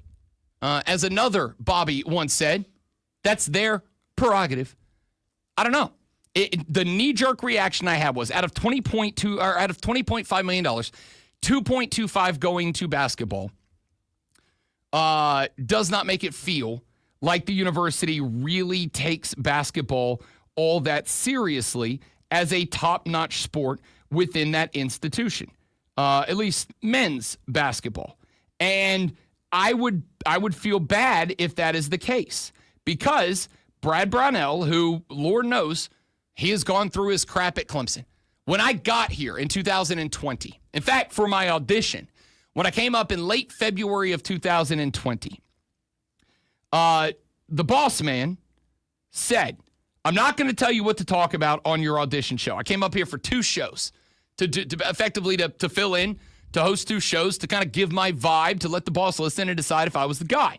He said, I'm not going to tell you what to talk about, but I'm going to ask you to cover a couple of topics because I want your thoughts on the local sports scene. I just want to know that you're plugged in. And the 2 topics that he asked me specifically to talk about on my auditions were Will Muschamp at South Carolina and Brad Brownell at Clemson. He said, I want to make sure that you are plugged into the local sports scene, and I want to make sure it is on a deeper level than just football. To which I said, yeah, no problem. So I came up, and we did a couple of segments on Will Muschamp, at the time the head coach at South Carolina for football, and on Brad Brownell, still the head coach for basketball at Clemson. And when I got here, one of the things that I did the night before I did my first show, because it was in February, we were working towards the end of the ACC regular season. That was the year that Clemson was having a pretty good year in the ACC. In fact, if I recall correctly, it was Clemson and Florida State were set to play in either the ACC semifinals or the finals early in the morning that day in the ACC basketball tournament. That was not of the audition, but like of that year. That was the day the lockdowns really started. In fact, I was sitting in this chair in this studio with the Clemson Florida State warm-ups on that TV because we were carrying their game live at the time, but I was going to do break-ins throughout the game, right? I was going to do like every other break. I was going to come on for 60 seconds, just give my thoughts because it was on at noon when I was on in the noon slot. It was on during the show, but we were carrying the game, so I was going to break in. And the take I had was, it feels like Clemson is close enough. You're getting the recruits. Like, I would not make the move right now, but I also would say if there's not a March Madness and preferably a couple of wins, we move on, whatever. Brad's been through his stuff. But I'm kind of at a spot now where I'm going, all right, what more does the guy need to do at this point after the last couple of years? I guess you could say a Final Four run, didn't Elite Eight run. I guess you could say a Final Four. What more does Brad have to do to prove to you that investing in this program is worth it? And if you're going to give the guy 11% of the rev share at $2.25 million, with the understanding that every dollar that you give to the Clemson basketball program is a dollar you cannot give to the football program, this feels a little light. It feels like I would try to move it up to like 17, 20%. Say, Dabo, you got 80% of the budget, 80% plus of the budget to work with, figure it out, because we want to be a basketball powerhouse, the other sport that makes money as well. And right now we're not. Either a powerhouse or making money, we can fix that. I don't know. It feels to me like this is just a message from Clemson that, we're not really worried about basketball. Clemson fans, what's your reaction? 844-326-3663. Let's take a break. We're back after this on The Rob Brown Show on the Fan Upstate.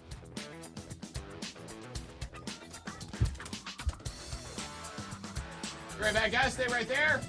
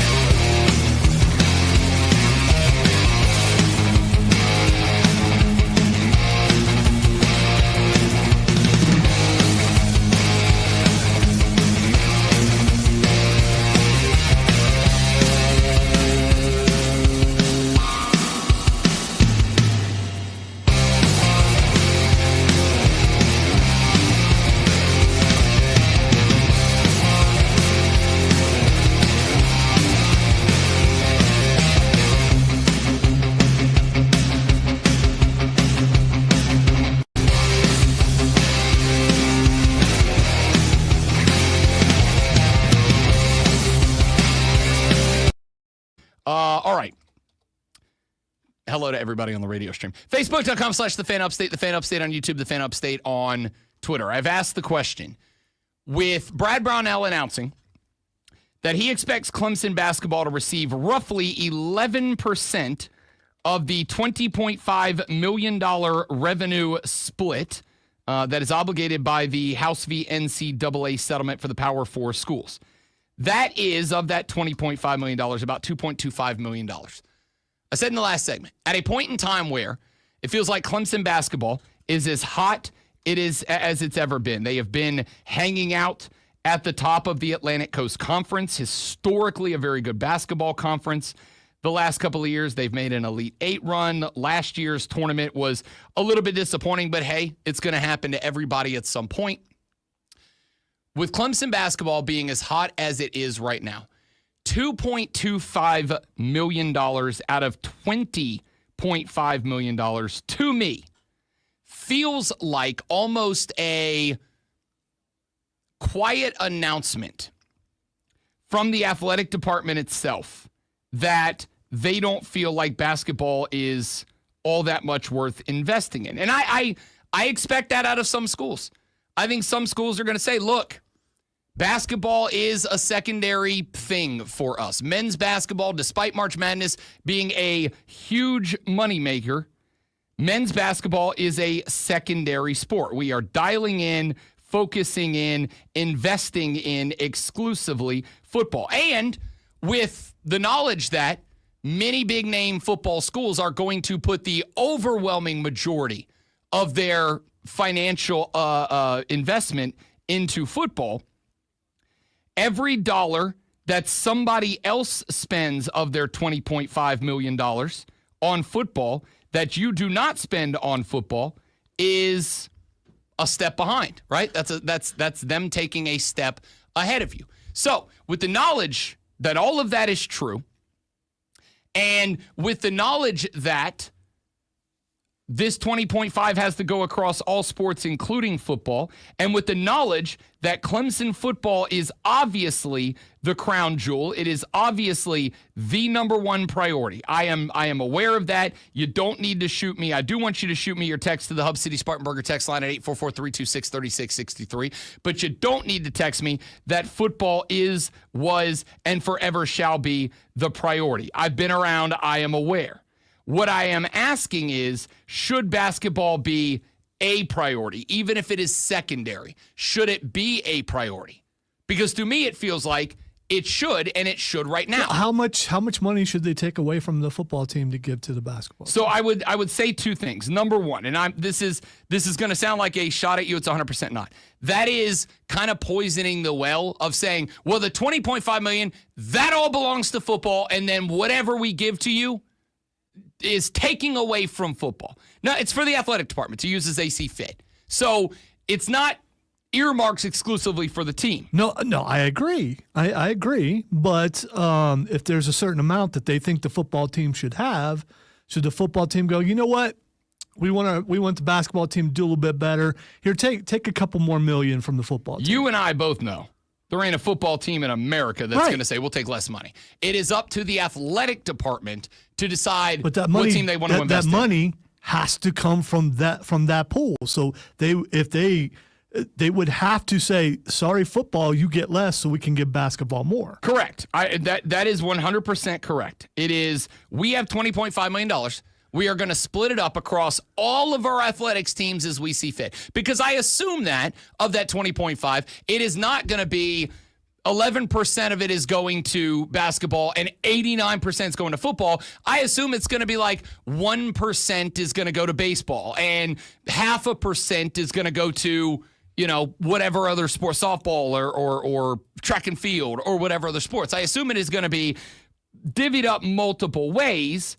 But at the same time, if you are Clemson, and not just Clemson, I would say this is true of every Power 5 school, you also want to invest the most of it in the sports that bring the most money back to your program. And that is football, and that is men's basketball. There are some schools where maybe women's basketball, like I assume South Carolina is likely of their $20.5 million, although I don't know this yet. I will work to find out. I would be willing to bet South Carolina is probably going to invest a larger percentage of their $20.5 million into their women's basketball program than most other programs do. Certainly most of them in the SEC. I'm sure, Tennessee is probably going to put a good chunk of that. I say good chunk. It might be like 2%, but put a good chunk of their money into the women's basketball program. Places like UConn. Like UConn is women's basketball. They've got a good men's program. Back-to-back national championships and all that. They'll put a chunk into that. They'll also invest in the women's basketball program. But they have the same, if they elect to invest it, as they are not a Power 5 school, so they are not obligated to. If they choose to invest it, they can put that $20.5 million into the Husky football program. They can put it back into men's basketball, where they make a good chunk, if not the majority of their money. They can put it into the women's game, where they make a good chunk of their money as well. Yada, yada, yada. So, with all of that known about all these different places and about all these different brands and schools and athletic departments and whatnot, my question is this fair? My knee-jerk reaction, knowing that Clemson football is the crown jewel and the priority, knowing that Clemson football is absolutely going to get the overwhelming amount of that $20.5 million to divvy up across players. 11%, $2.25 million out of 20 does indeed feel like a bit of an announcement without making the announcement that men's basketball is just kind of a secondary priority for Clemson. I'm not saying that you should give them 50%. I'm not saying you should give them 25%, but I thought that number might be closer to like 17, maybe 18%. I thought that number would be closer to like 4 or 5 million. And the only reason I throw that out there as the number is because, again, Clemson basketball took in a few dollars more than 10 mil, and they sent out last year in expenses and cost a touch more than 12 mil. So they're operating at this basically allows you to put into NIL, put into rev split. I shouldn't even call it NIL. I should call it revenue share, because that's what this is. It is not NIL. It is revenue sharing. To put into revenue sharing the equivalent of what you lost by running a basketball program last year. Despite the fact that, again, back-to-back tournaments, an Elite Eight run, a disappointing early exit last year, but you were there, you're showing the upward growth. I might be overreacting to this. I might be being dramatic. I'm looking for you Clemson fans to either agree with me or tell me why you're good with it. And I know a lot of you are going to be, you're football first. I assume that there is a lot of Clemson guys and gals out there that are going to say, Rob Brown, I'd be good if 100% of this went to football. All I care about is football. And I acknowledge that a large chunk of this probably comes from the fact that I am a basketball guy. I love basketball. I love college basketball. And I firmly believe that if it was up to me, schools would care about college basketball just as much as they care about college football. I understand that that is not a reality, and that is not going to happen for, I would even be willing to say, a majority of fans across a majority of schools, certainly across the Southeast. I feel like this is probably a different vibe in the Midwest. It's probably a different vibe in the Northeast. It's probably a different vibe in North Carolina for a couple of schools. But I would like schools to care about basketball the way they care about football. That is a part of the way that a part of the reason that the March Madness tournament is so good, is because you have a lot of small schools for whom basketball is a priority, and you have a lot of the big schools for whom basketball is as big, if not maybe slightly less of a priority than their football program. But I am also a realist, and I also recognize that for most of the schools, because of the way that things operate, football's a moneymaker, basketball's not, or at least not as much of a moneymaker. So these terms, as laid out by head coach of the Clemson Tiger basketball team, Brad Brownell, saying 11% of the revenue sharing, that works out to be about $2.25 million out of $20.5 million, is going to basketball. It feels to me like the Clemson athletic department saying either, we don't really care, it's a secondary investment to us, or that this is a program that we are just going to say, we care about you, we want you to do well, but you're going to have to do more with less. It just feels like that number should have been higher. Again, I'm interested. We're going to talk to John Blau coming up in less than an hour from now. We'll ask him about this. I am working on getting Chapel Fowler from the state newspaper, who has been very invested in the revenue share angle for Clemson. I'm working on getting him booked sometime in the next couple of days. He has been tracking this. He's actually got a very good article up on the state, if you're subscribed, that you can go read right now, where he kind of dove into what these numbers are, trying to get him booked for later on this week. And I want to see if either one of these guys have a strong opinion about it. But it does. My knee-jerk reaction, acknowledging it's a knee-jerk reaction, my knee-jerk reaction to this was, it feels to me like this is just a message from the athletic department at Clemson that basketball is a dramatic secondary investment, 11%. Now, again, every dollar you take and give to basketball is a dollar less you can give to football. And, if you're looking at, say, because I will tell you they are going to do it this way, if you look at, say, Florida State, I'd be shocked if Florida State is going to give anywhere close to 11% to their basketball program, especially right now. I'd be shocked if, I was going to say Miami, but honestly, Miami might be in that same department. And a lot of this is obviously, all of these schools, this is new to them. It just got cleared, a month and a half ago? The payments are just having to start going out on the books in the next few days. Everybody's going to have to figure this out. And I will acknowledge that there is a chance that after a year or two, maybe Brad makes a Final Four run this upcoming year. Maybe football goes on a championship run with the 85, whatever it's going to be. Let's say 11% to basketball, 4% to all the other sports, and then 85% to football. Maybe with that 85%, Dabo takes this team to a title game this year, and one of two things happens. Either they go, you know what? We went and played for a national championship, win it or not. We were in that game, and so we want to invest a little bit more. Maybe they take basketball and go from 11 down to 10% and take the other 4% to the other. I don't know that is the number. This is a hypothetical. But in the hypothetical budget, take the 4% they're giving to all the other programs and say, you're all going to have to do with one less percent of that, because football's on a heater right now. And we need to keep it going as long as we can. Not just for the sake that making it to the playoffs is a big boost. Winning games in the playoffs is a big boost. Winning a natty is a huge boost in terms of money coming in. But also, let's keep it a buck. Clemson by 2031 is, in my ever so humble opinion, going to be looking to conference hop, either to the SEC or the Big Ten, to where the real money is. And if you want to make sure that you are in a spot where you can, in an ideal world, create some sort of bidding war between those two conferences, because we are running out of crown jewels. Notre Dame is not going anywhere.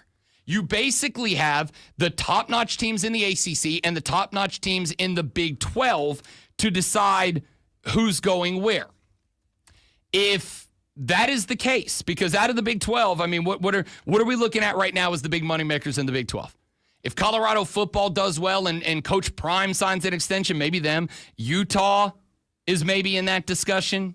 Baylor maybe in that discussion. There's not a lot left. So if you're Clemson and you want to establish a bidding war between the Big 10, and the SEC about who lands you in 2031 when your ACC grant of rights exit fee is at its lowest, or if you're going to hang in there until 2036 because neither of them wants to pay what was the exit fee, $30-some-odd million? If you want to create a bidding war, whenever that bidding war is ripe to begin, the more programs that you have that are finding massive success, the more valuable you become to the brand. If you can give the opportunity for the SEC to have one more team that is a March Madness tournament threat every year, that makes your brand more valuable. That makes them more willing to figure out what they need to do to get you there, more beneficial for you to figure out what they're going to do to get you there. So it just feels to me like it would be wise at this moment in Clemson's history to invest a little bit more in the basketball program. But I also understand every dollar, again, that you take from football to give to basketball is a dollar further behind football falls, especially to the Floridas and the South Carolinas in the SEC, the Ohio States, the Michigans, and the Oregons in the Big Ten, depending on what conference you're ultimately going to land in. Clemson fans, I want to hear from you. Tiger Pal Rachel has tweeted into the radio program right before we go to break. She said, concerning Clemson basketball, if Clemson wants to be relevant and fans want to hold Brownell accountable, they need to invest more. But number two, football, baseball, and softball are more important to me personally. So there's your first Clemson take. I'm good with it. We'll address this more later on in the show. Got some baseball, basketball, hockey, football, more. You know what we're doing. All the sports on the All the Sports show. Hey, all the sports are probably included in this Sports Flash. Or at least a few of them. The Atlanta Braves were swept by the Baltimore Orioles across 3 games over the weekend, including a 2-1 loss yesterday. Grant Holmes took the loss despite 6 innings of 4-hit, 2-run ball with 5 strikeouts. The loss drops the Braves to 11 games under 500 for the first time since 2017.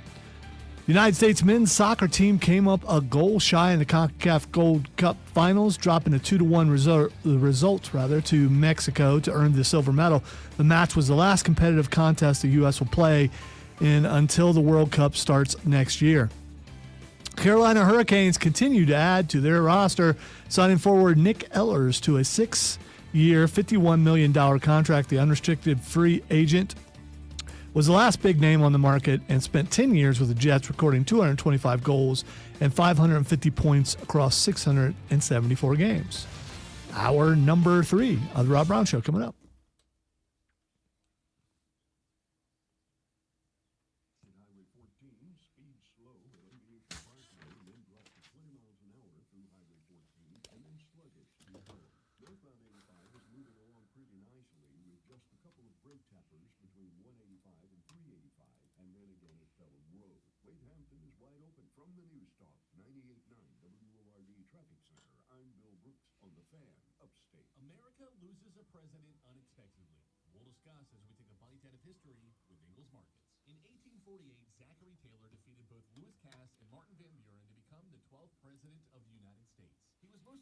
Everybody have a good 4th of July, safe one, I hope.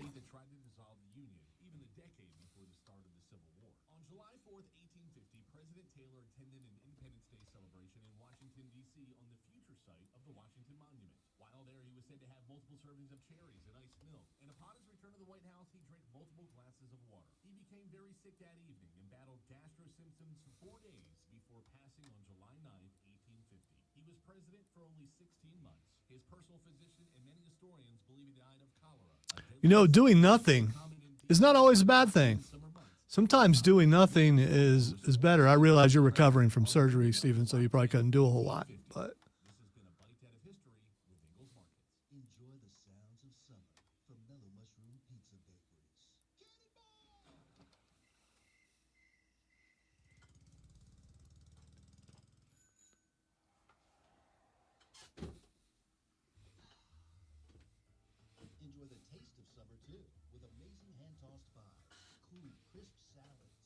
I think the most fireworks I saw was on the way home Saturday night. Something was going on at Spectrum or somewhere around there.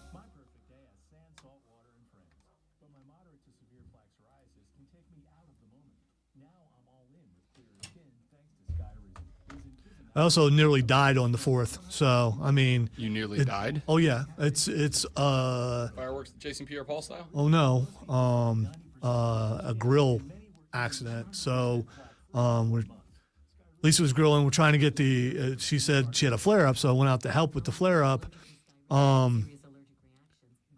Did something I don't normally do, and that's remember to turn the gas off, and she didn't turn it off either.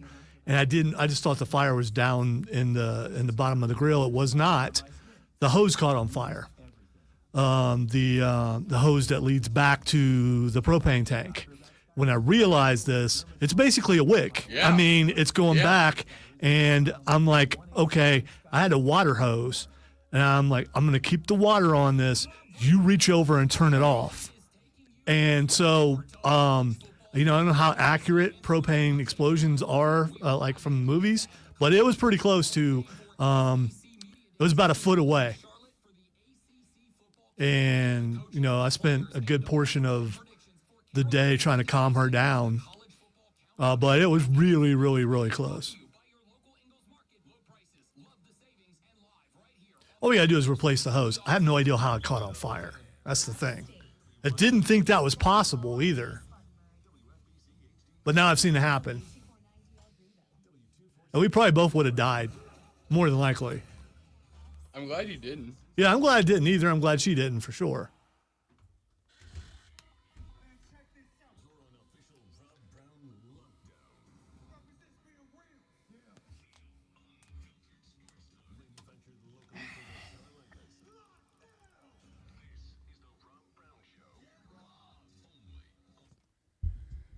Are you good talking about that for a second? Yeah, I talked about it Okay. Saturday, so I don't have a problem with it. So I was told how stupid I was on a lot of things, but not everyone thinks clearly sometimes. So it was obviously the 4th of July weekend this weekend. I went over to a buddy's house. We did some backyard barbecuing and some general hanging out and drinking some red, white, and blue beverages, and then went out into the cul-de-sac out front and lit off some firecrackers and just had a good old time. Lonzo nearly lit off the biggest firework of all. Yeah, I almost died, but that's I don't want to say it's normal. It's not. It's not. So normally I would do the grilling on July 4th, but my wife's sister gave her a gift of a grill, and so she wants to use it some because it keeps her closer to her sister. And so I was playing a video game, and she had a flare up. She's like, "Hey, I need your help." So I went out to help. Could not get the fire out, and did not realize where the fire actually was. The fire was on the hose that connects to the propane tank, and got the water hose really quick and was spraying the hose, but the hose technically became a wick going towards a bomb. Basically. Okay, so the fire from the grill, the propane itself, the hose come out of the hose. Fire was coming out of that hose. So so from the grill where the fire is for the cooking of the meats, from the grill there is a hose that runs from the burners down to the propane tank. You turn the propane on. I know all of you know this, but just setting the stage here. You turn the propane on. The propane gas goes from the tank through the hose at a slow release pressure up to the burner. You light the burner. It keeps the propane flowing from the propane tank through the hose to the burner, keeps the burners lit. You cook your food. That hose is, and I did a little research on this after Lonzo told me this story during the break before I brought this up. I did the research on this. Not supposed to be a part of the fire. And Lonzo said during the break that when called outside, he recognized that the fire, which is, again, as a grill expert, I'm qualified to say, supposed to stay in the grill.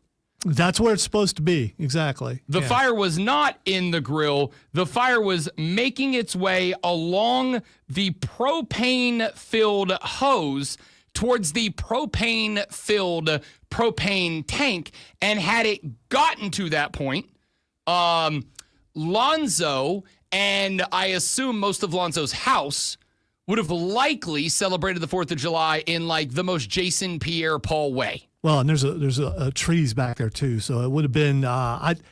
Listen. I don't know. I've seen propane tanks blow up on TV and on movies. Never in real life, and I don't want to. And I was pretty close, and just glad we're okay, And my wife said, "Yeah, I'm done with grilling for the year." And for the year, that's like okay. We'll just get a new hose, hook it back up, everything will be okay. I'm not quite sure how the hose caught on fire. I still can't figure out how that happened, and I didn't think to look underneath when I saw the flare-up, because flare-ups happen all the time when you're cooking a lot of meats, which she was, including bratwurst, which tend to have a little grease pop out of there. Yep. And it was near the end of the food, so it wasn't like she had just started. It had been going for a while. And usually that's what it is. It's down underneath the grates. And what it was, now that I remember, the metal piece that goes across the burner part inside the grill, they're like, it's like a triangle that goes across. Yep. that was on fire. And so I was trying to get that out, and I never thought to look underneath. While I'm worrying about that, somehow the hose was on fire too. And then got it off right there. It stopped. And then the fire was still going. I'm like, why is it still? And then I looked underneath. I was like, oh no. But didn't panic. Could have panicked. Could have went, Wonder Woman and picked the thing up and threw it. But that would have been bad too. But once we turned the thing off, believe it or not, when something is feeding a flame, can no longer feed it. She also brought out one of those blankets that's supposed to. I was like, that's not going to work, and the thing caught on fire. I was like, I forgot about that part. Yeah, nice. Yeah. So, but we're alive, and she was a nervous wreck for 2 days. Clean your grill, man.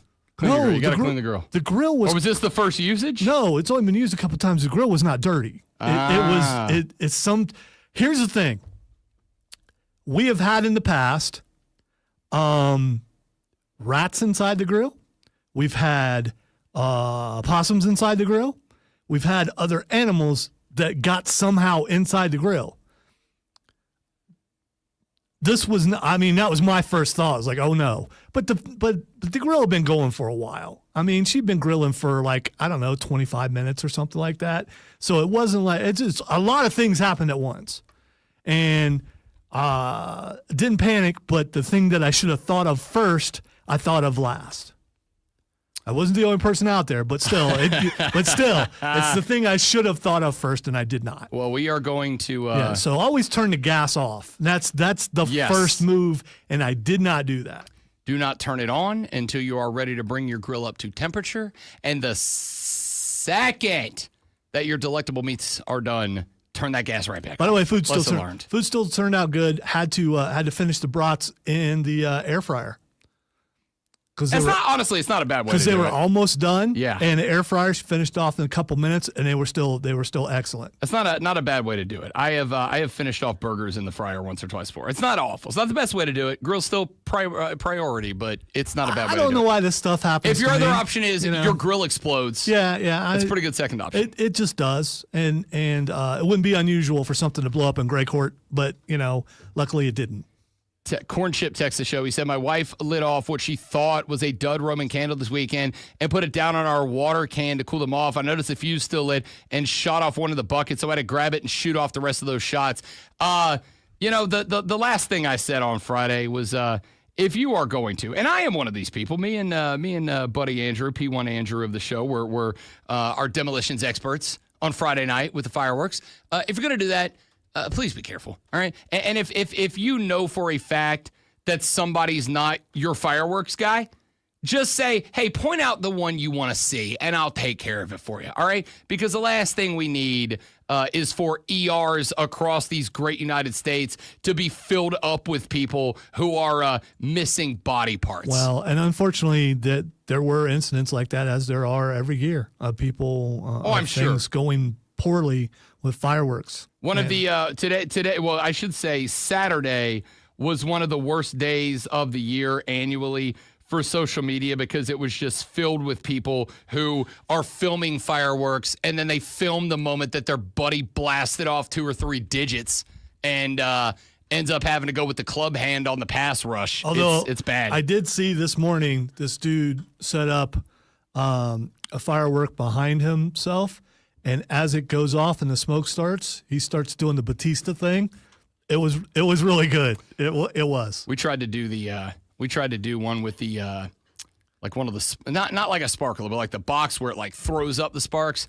Buddy of mine and I tried to do the hey, take a video of us in slow-mo as we walk away from this kind of thing, and it just ended up like us looking like a couple of dorks, but it was great. It was great. All right, we got a lot we got to get to as the show rolls on. John Blau of the Post and Courier are going to join us here in about half an hour from right now. We will check in on all things Clemson, including asking the question about Brad Brownell's comments on On3 Sports that he is expecting the Clemson basketball team to receive around 11% of their $20.5 million rev share cap. I said back in the last hour, that feels, and I will acknowledge it is in a knee-jerk reaction, and I have a lot of research and learning to do over the next couple of days, but my knee-jerk reaction to that was $2.25 million in rev share, even though it is obviously for a dramatically smaller roster than the football program, kind of feels like it is the athletic department saying, hey, basketball is like a thing we do. It's like a secondary thing that we do. It's like a secondary investment for us. Is that fair, or am I being unfair to Clemson? Texter said, what is the difference in revenue between SEC schools and Clemson/the ACC? If Clemson was in the SEC or the Big Ten, would they have more money? That's from Spartanburg J. Jay, appreciate that text, buddy. Thanks for checking in. And by the way, Spartanburg J is, he said he's traveling for work, flying out of Charlotte to Detroit at 9:20 a.m. Odyssey app is a lifesaver. Yes, if you don't have it already, grab the Odyssey app. AUDACY. It is FREE, free on the App Store. Dude, I'm so sorry that you have to go to Michigan. I mean, of all the places to have to go. Grab the Odyssey app, AUDACY. It is free in the App Store. When you do, you can search and subscribe to the Fan Upstate, which means that you can bring your favorite sports talk radio station of choice with you anywhere that you go, anytime that you go there, including listening to The Rob Brown Show every morning from 6 till 10 a.m. Eastern, listening to Wire to Wire with Cole Bryson and Diesel every afternoon from 3 to 7 p.m. And once you are on the Odyssey app, and once you are on the Fan Upstate page, you are going to see two buttons. Number one is a big orange button with a play symbol on it. You click that button that says Listen Live, and you can indeed listen to the Fan Upstate live anytime, day or night. Right next to that button is another button that says Leave a Voice Note. I want you to click that button. And when you do, you can record a 60-second voice message that will come straight to me. It is free on the Odyssey app. Go to the Fan Upstate page on the Odyssey app. Click on the Leave a Voice Message button, and you can record up to a 60-second voice message. Here's the other fun part. Number one, it is 100% uncensored. Say whatever you want to say, however you want to say it, day or night, 24/7, 365. It is the number one way to contact the show when we are not on the air. Number two, again, well, I guess as part of number one, say whatever you want to say. I don't care. If you want to rant about Clemson basketball only getting $2.25 out of $20.5 million, have at it.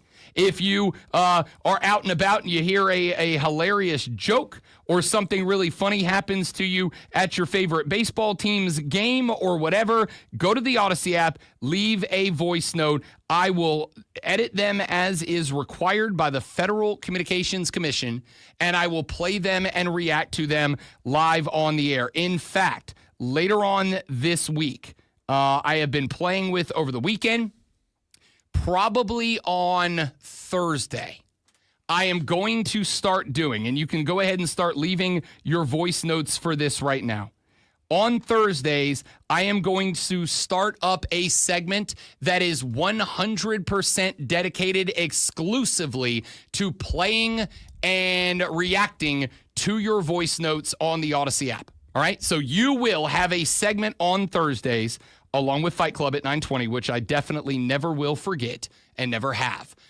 You, on Thursdays, will have a segment of the show that you will become the star.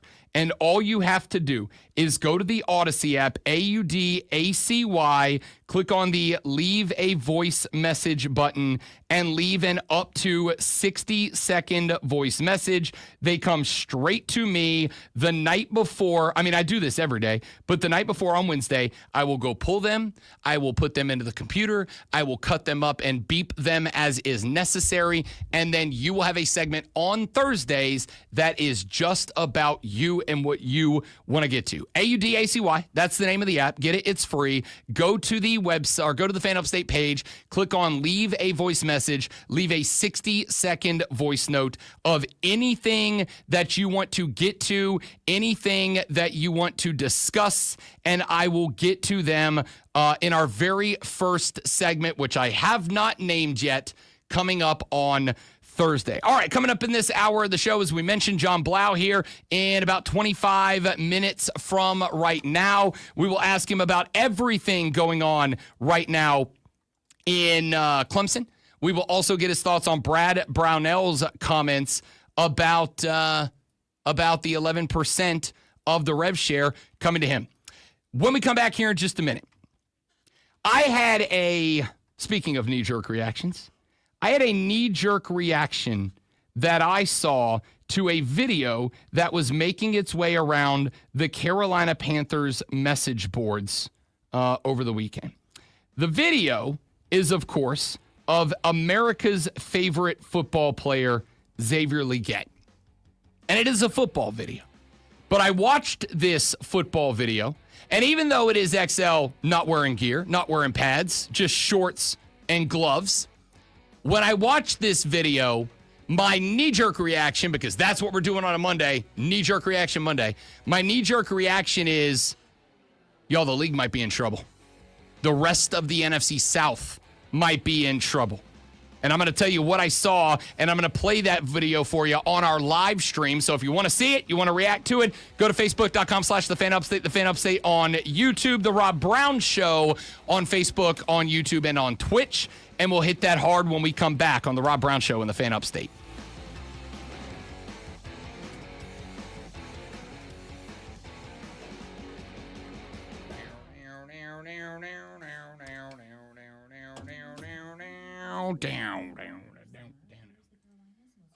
James, welcome to the club. I came to that after the second loss to the Angels. This team is just a bad baseball team. And I got a lot of theories. I ran over some of them back in the first hour. We're probably not going to come back to that, although I can't say for certain. Number one, the Braves are just a bad team. That is no longer a dispute. That is, at this point, as far as I'm concerned, a fact.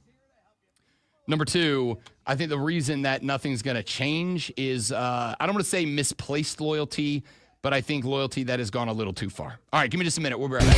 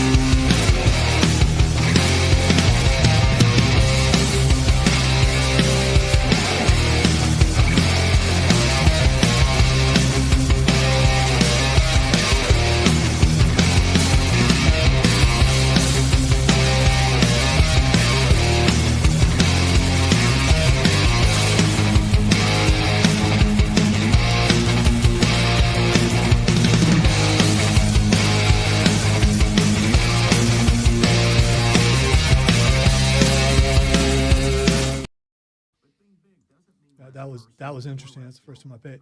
So I am curious. Have you ever been to a restaurant where the service was too happy to the point where you're like, okay, stop.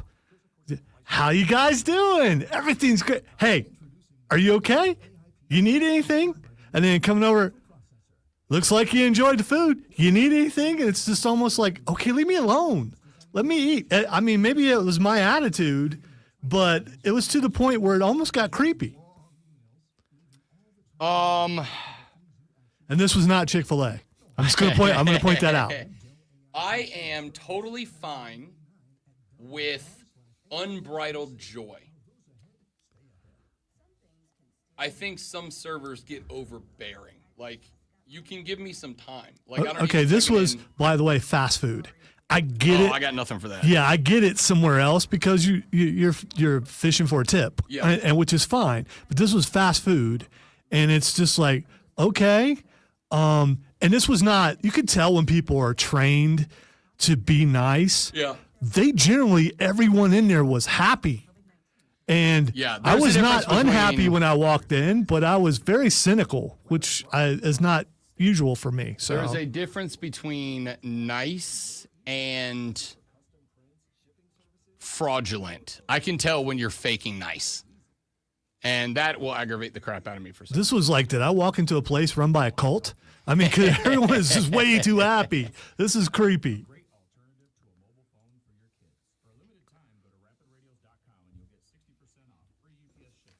I know. I'll tell you where it was later. It was. I was like, oh, Was it a chain? yeah, Was it a steakhouse? no. It's never a steakhouse. Steakhouse is once you in, ate, and at. And I'm probably not going to a steakhouse before the Pulse. Fair. Okay, so this is Saturday Yeah, afternoon. it was a pre-show Okay. meal. Yeah, we allot like about an hour. Usually doesn't take an hour, but yeah, it was. Almost don't want to go back because of it, which is weird. It is the Rod Brown Show, the hot Rod Brown Show here on the Fan Upstate. Rod Brown, the Great One Lonzo, and you. I do my best to actively avoid knee-jerk reactions to things, right? Like sometimes it is unavoidable because, for instance, last night's CONCACAF Gold Cup Championship matchup between Team USA and Mexico, I had strong emotions last night that I'm trying to give some time to wear off before I really get into what this tournament and what that game meant for Team USA men's soccer heading into the World Cup. I have some reactions that I will share a little bit later in the show. If you missed it, I did share them in the water cooler cheat sheet as the loss to Mexico 2-1 with a 77th minute go-ahead goal for Team Mexico that we could not find the magic to equalize late. I had some thoughts on that, and I'll go back and share those again a little bit later in the program. I want to get to this Carolina Panther thing real quick, and then we will talk to John Blau with the Post and Courier coming up in the next segment of the show. I do my best not to have too many knee-jerk reactions, but at the same time, I am, as we all are, an infallible a non-infallible human being. I'm close, but I'm not there yet. So you're slightly flawed. I'm slightly flawed. Mildly slightly flawed. But I saw this video pop up as I was looking around the Carolina Panthers message boards over the weekend, getting ready to set the show up for today because we, gross, have to do all 5 shows this week. Do we? I know. We have to do all 5 shows this week. Of course, not as big of a deal because the later into the week we go, the more college football oriented we are going to become. Why, you may ask? Because next week we will be live at Southeastern Conference Media Days in Atlanta, Georgia at the College Football Hall of Fame. So we gotta shift gears. You gotta warm the old engine up before you hit the ground running in the 500 miler starting next Monday. So I was getting into the football mindset over the weekend. I came across this video that I'm about to play on our live stream. So if you're not there yet, facebook.com/thefanupstate, The Fan Upstate on YouTube, The Fan Upstate on Twitter, The Rob Brown Show on Facebook, on YouTube, and on Twitch. You can go behind the scenes, watch all 4 hours of the show, interact with myself, with Lonzo, and with the rest of the Armada during breaks. And, of course, it is not uncommon for comments and thoughts dropped into the chat to become topics on the show as well. Like James, who said, that speaking of baseball terms, I finally come to terms with the Barbs in their 2025 season. Glad you caught up, James. We're going to come back to that, or we won't later. I don't know yet. I've talked enough about the Braves to be mad. So I found this video of Xavier Legette, and I'm just going to run it so that you guys can see what I was watching yesterday. Let's start with the important part. This is not contact. This is just a workout. He's not wearing gear. There's no helmets. There's no shoulder pads. There's no thigh pads. It is just XL in a do-rag, in shorts, and in spikes, and in receiving gloves. I'm going to say a couple of things just from this video. Number one, XL's always been a big dude. This might be the most in shape this cat has ever looked. And again, like, it's a training video. It's going to put him in the best light. You can't really, in a workout video like this, posted by the TikTok account RouteGod813, who just does wide receiver breakdowns, you can't really CGI the muscles on this guy. He is, pardon the expression because it's XL, a hoss. Hoss. He looks as good physically as he has looked since he got to Charlotte. The dude just looks big. Number two, one of the things that I think was a mild problem for XL last year, and I talked about this during the course of the regular season, was that XL is not an excellent route runner. He's a good route runner, but he's not a Class A route runner. What I appreciate about this video is that you can see that the cuts are a priority in training for him. If you're looking at it, you can see the little barriers on the ground and whatnot to kind of designate where they want the cuts made and all that. And again, I overanalyze film, but I also believe that film study is how you get better at football. One of the things that I am appreciative about in watching this video, watch how close XL is getting to the barriers when he's making these cuts. And if you're not with us on the stream, if you're just listening on traditional radio, I will do my best to paint a picture, as that is my job. First off, into and out of the stance, it is a pop in acceleration, which last year, one of the things that we talked about with Xavier Legette is not a tremendous acceleration out of the start of the route. There was a lot of taking a step or two to really get up to speed. And NFL caliber cornerbacks are going to feast on a guy like that because that's a guy you can jam at the line. You can throw him off of his rhythm, off his timing. And more importantly, you can take him out of the route timing that a quarterback is expecting. And for a guy like Bryce Young, who his passing style is predicated on guys being where they're supposed to be, if you can remove a major route runner, and last year XL was running the wide receiver 2 a lot of the time, Thielen the 1, XL the 2. If you can remove the number 2 receiver, especially using his own lack of explosion, acceleration, or speed, if you can remove him from where he is supposed to be, that throws a wrench into a guy like a Bryce Young. And again, I'm not saying that that's a bad thing. Drew Brees was the same way. If you make a guy who is a not situational, that's not the right word.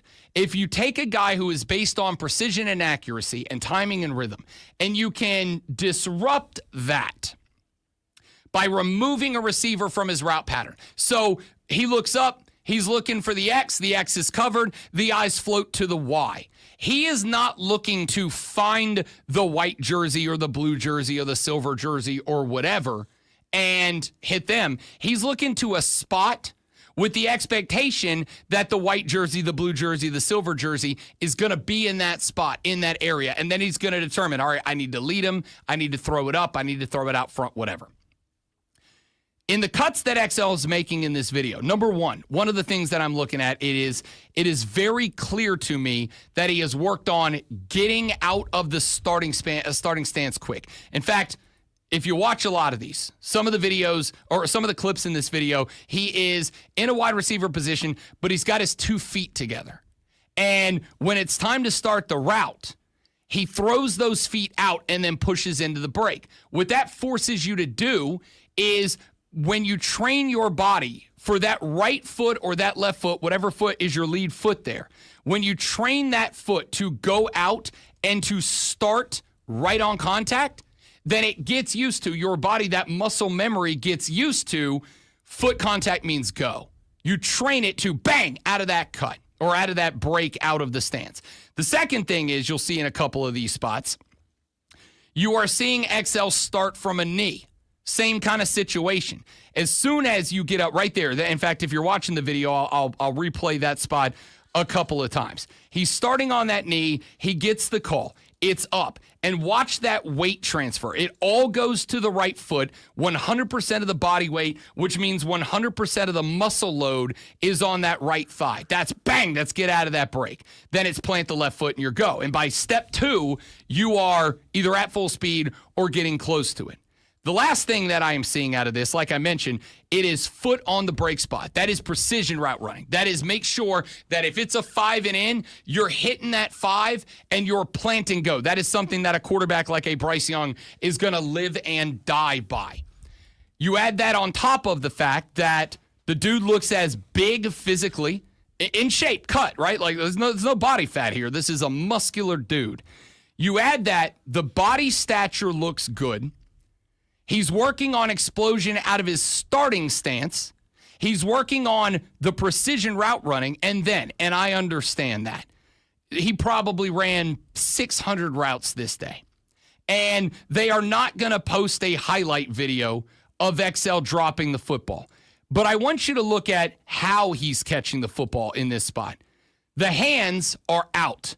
When the ball's at chest level, the hands are out. They're catching it away from the body, and they're bringing it in. That is not something we saw last year, especially on those deep balls.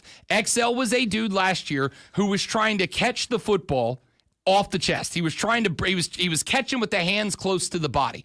And whether that is to catch it, trap it against the chest, or to use those hands because you don't want to extend them because you're going to take a hit, whatever his reason might be for it. What you were seeing last year was XL catching with the hands close to the body. In this video, the hands are way out extended. They're far away from the body. That is what you are taught to do. Soft hands out from the body. Give yourself as much room as you can for those hands to impact, to absorb the football, to give the football time to slow down and be brought under control, then tuck it away. And we're seeing that here. Now, again, I'm not saying that I am prepared to say here that Xavier Legette is going to step in this year and is going to be a dude. What I am saying here is that the issues that I had with Xavier Legette, with the exception of one, all seem to be addressed in this video. Again, it's a highlight reel video. It is, if nothing else, wide receiver propaganda. And that's okay. That's the point in the offseason we are at. We are in propaganda season. We are at the point in time where players are putting out tape to prove to you that they worked on the thing. Teams are putting out workout tape to prove that they are big and strong and super duper ready to go win now, yada, yada, yada. It's propaganda season. I'm good with it. But there are times where I think you can you can read into propaganda, and you can say, what can I take away from this? And what I can take away from this is, even if it is edited exclusively to show this, what I am seeing is the problems that I had with Xavier Legette, a guy that I obviously dramatically want to succeed. I want Xavier Legette around for a long time. I want him in Carolina for a long time. Because if he's not a great wide receiver, then all of his fun horsey videos, if he's playing in Seattle, I don't really have the opportunity to really work those into the show. If he's playing for the Panthers, I just sell him as a fan favorite. So I hope he stays around for a long time.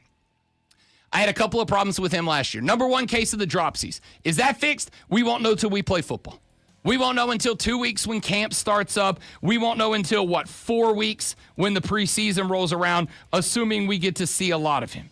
But for a dude who had surgery right after the season, and for a dude who, aside from the dropsies, my problems were slower acceleration than I need for a guy who's playing an outside wide receiver spot, lack of precision in the route running, and catching the ball with the body, not the hands.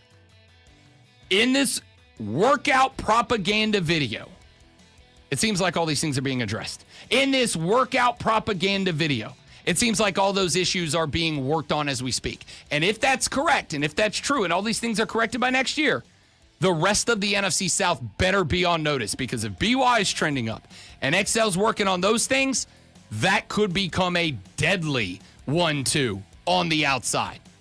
Then you add Tedero McMillan on the other side as the 6-7 who can take advantage. Look out, people. I'm getting progressively more optimistic about this football team winning the division this year. We'll talk more about it later. John Blau with the Post and Courier talks Clemson sports when we come back on the Rob Brown Show in the Fan Upstate.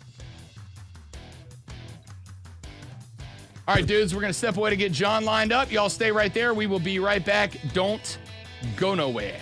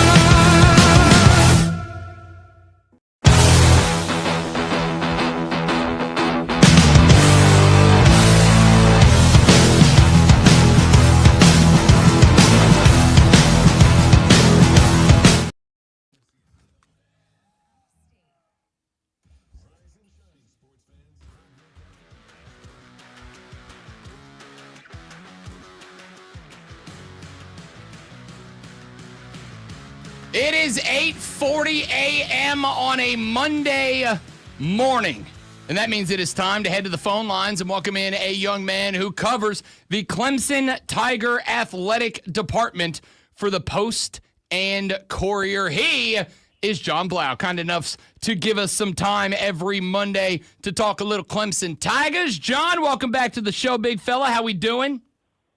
I'm good. How are you, Rob? Doing exceptionally well. I use the term big fella as I am looking at the tweet of your video of Brandon Jacobs, a 6'4", 264-pound running back, working out with his son, Clemson freshman Braden Jacobs, who makes him look tiny.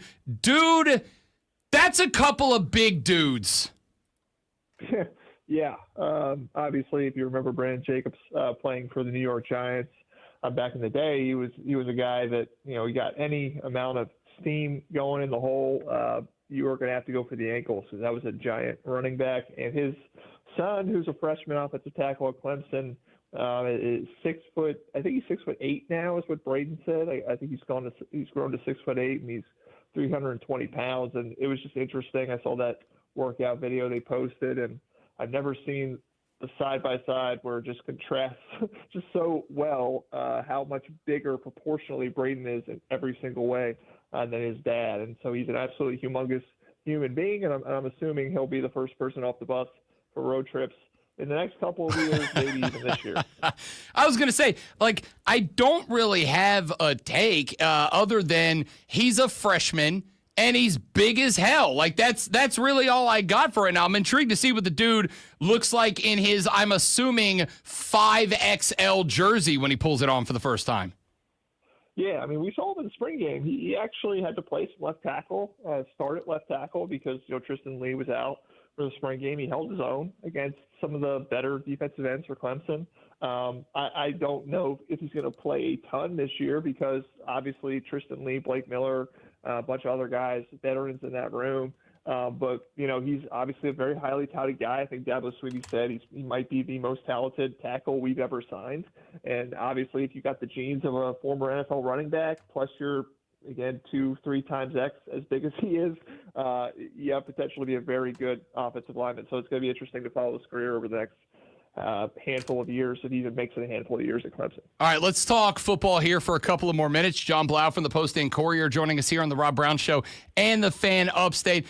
Interesting handful of days in the recruiting world, John Blau, as Clemson was waiting on Bryce Perry White, the 5-star defensive lineman, ends up picking Texas A&M. Also looking at a bunch of offers made to quarterbacks, of which there is now a slew of them that have been offered. We saw the Devin Fitzgerald, the son, of course, of NFL legend Larry Fitzgerald, who ultimately ended up picking Notre Dame.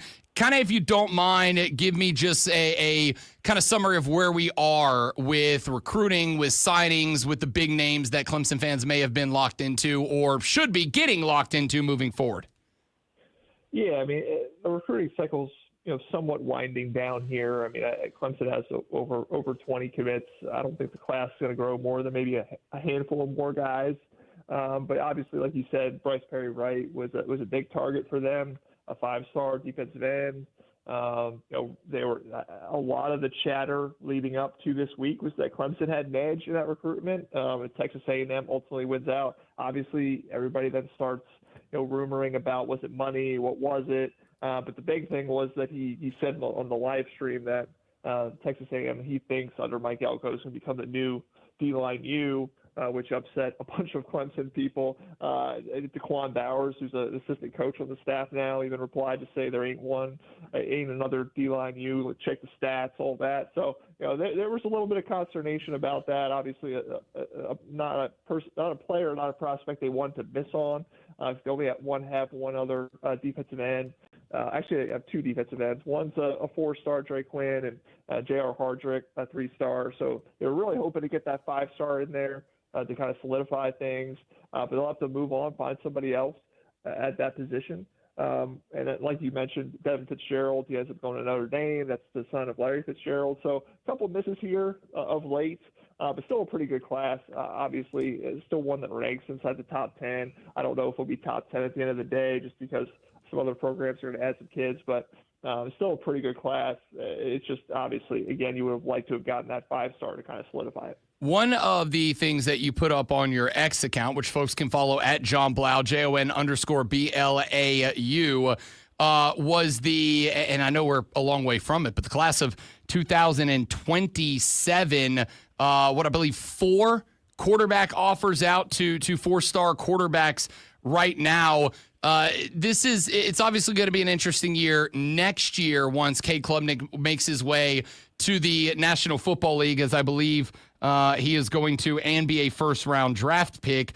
Talk to me about the future of that position. Do we expect that there is going to be somebody ready to step in and fill those shoes next year? Is looking forward to 2027 and offering 4 different quarterbacks a precaution of, hey, we'll be lucky to get one of them? Just kind of talk to me about what the future of that position looks like for Clemson. Yeah, obviously the idea is that Christopher Vizina is going to be the guy for the next couple of years after Cade Klubnik graduates. They obviously redshirted him. They didn't even recruit a quarterback in the 2024 cycle. Pretty much was Chris Vizina is our guy for the next couple of years after Cade Klubnik. He's been developing this entire time. But, yeah, as far as the 2027 class, it is a large number of offers for Clemson. Usually they offer a couple of guys, and one's the number 1 option, and then if he falls through, we go to number 2. To offer 4 is casting quite a wide net for them. Like you said, I mean, Kareem Hughley, a 4-star, Teddy Gerard, a 4-star, Trent Seaborn, who actually was a former teammate of Peter Woods at Thompson High in Alabama. They offered him, and then Peyton Houston seems to be the number 1 guy. He's a 4-star out of Louisiana, but I don't know how good you feel about that one guy if you're offered 4. So it's an interesting strategy from Clemson, kind of switching it up. They like to be very intentional about who they offer and offering very few guys to show how much interest they have in a person. But maybe that's kind of a thought process related to this new era of recruiting. You're going to have 105 scholarship spots. There's going to be a lot of schools maybe even looking for 1 or 2 quarterbacks.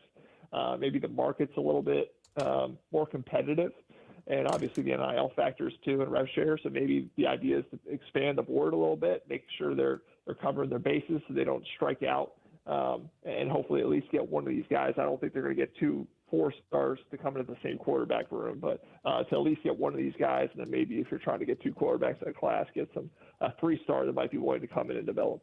All right, 1 or 2 more about football, and then I'm going to flip over to basketball for just a second. John Blau, I saw you on the 4th of July put up a post about the gambling market around Clemson. Now, obviously, I host a show on Saturdays on our network that is a baseball gambling show that talks about football and all that. I will tell you, as the host of that show and somebody who is dialed into these markets, Clemson is rapidly becoming one of the most popular bets to not just make the playoff, to win the national championship. They're the 7th or 8th longest odds, but they are one of the more bet programs. A lot of that has to do with the fact that it is big plus money odds, meaning you're going to win a lot back if you are correct in that picking. But has there been, and I'm assuming that obviously this isn't going to be something that is going to impact Dabo Swinney or the way that this football team runs, but from your perspective, as somebody who covers this team, as somebody who popped up an article about it on the Post and Courier, what has been your takeaway of Clemson becoming such a trendy pick as a national championship bet? Yeah, it's interesting because it's like you said, a lot of people are putting money down. I think it's partially because of where the odds started. I mean, I think it was 20-1 at one point, and a lot of people thought there was value there and threw a bunch of money in it. I think it was 13-1 when the person who I wrote about who threw down $115,000 on Clemson to win the national title. And I don't know if it's one person or if it's a group of people got together to put their money together. It's still a lot of money to put on Clemson winning. And I think they would win back, or this one person would win back $1.5 million if they were to get that bet right. But yeah, I think it's just, there's been a lot of hype. I think as the off season's gone, a lot of people have kind of really reflected on the fact that, hey, you got a veteran quarterback for the first time in a while. You have the entire offense pretty much coming back. You have a new defensive coordinator.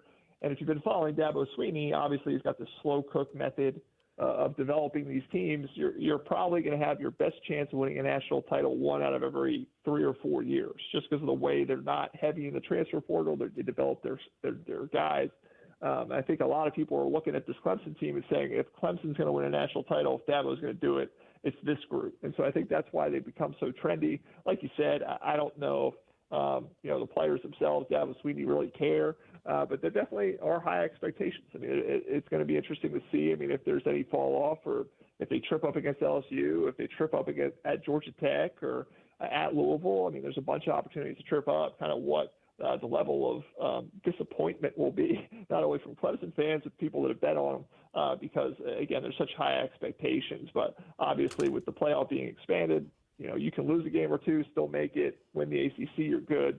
But there's definitely going to be a lot of high expectations going into this year for Clemson. John Blau, Post and Courier, joining us here on the Rob Brown Show and the Fan Upstate. Last football one, I was, as you have tweeted out, I was looking over the weekend at the Pro Football Focus college top 50 players. If you're a numbers nerd like I am and you think PFF does a good job of breaking it down, this is interesting because Clemson has a couple of players inside of the top 10, including Cade Klubnik. The next highest quarterback on their list is Garrett Nussmeier from LSU, Nussmeier down at LSU, checking in at number 23. Of course, those two quarterbacks will match up in week number 1.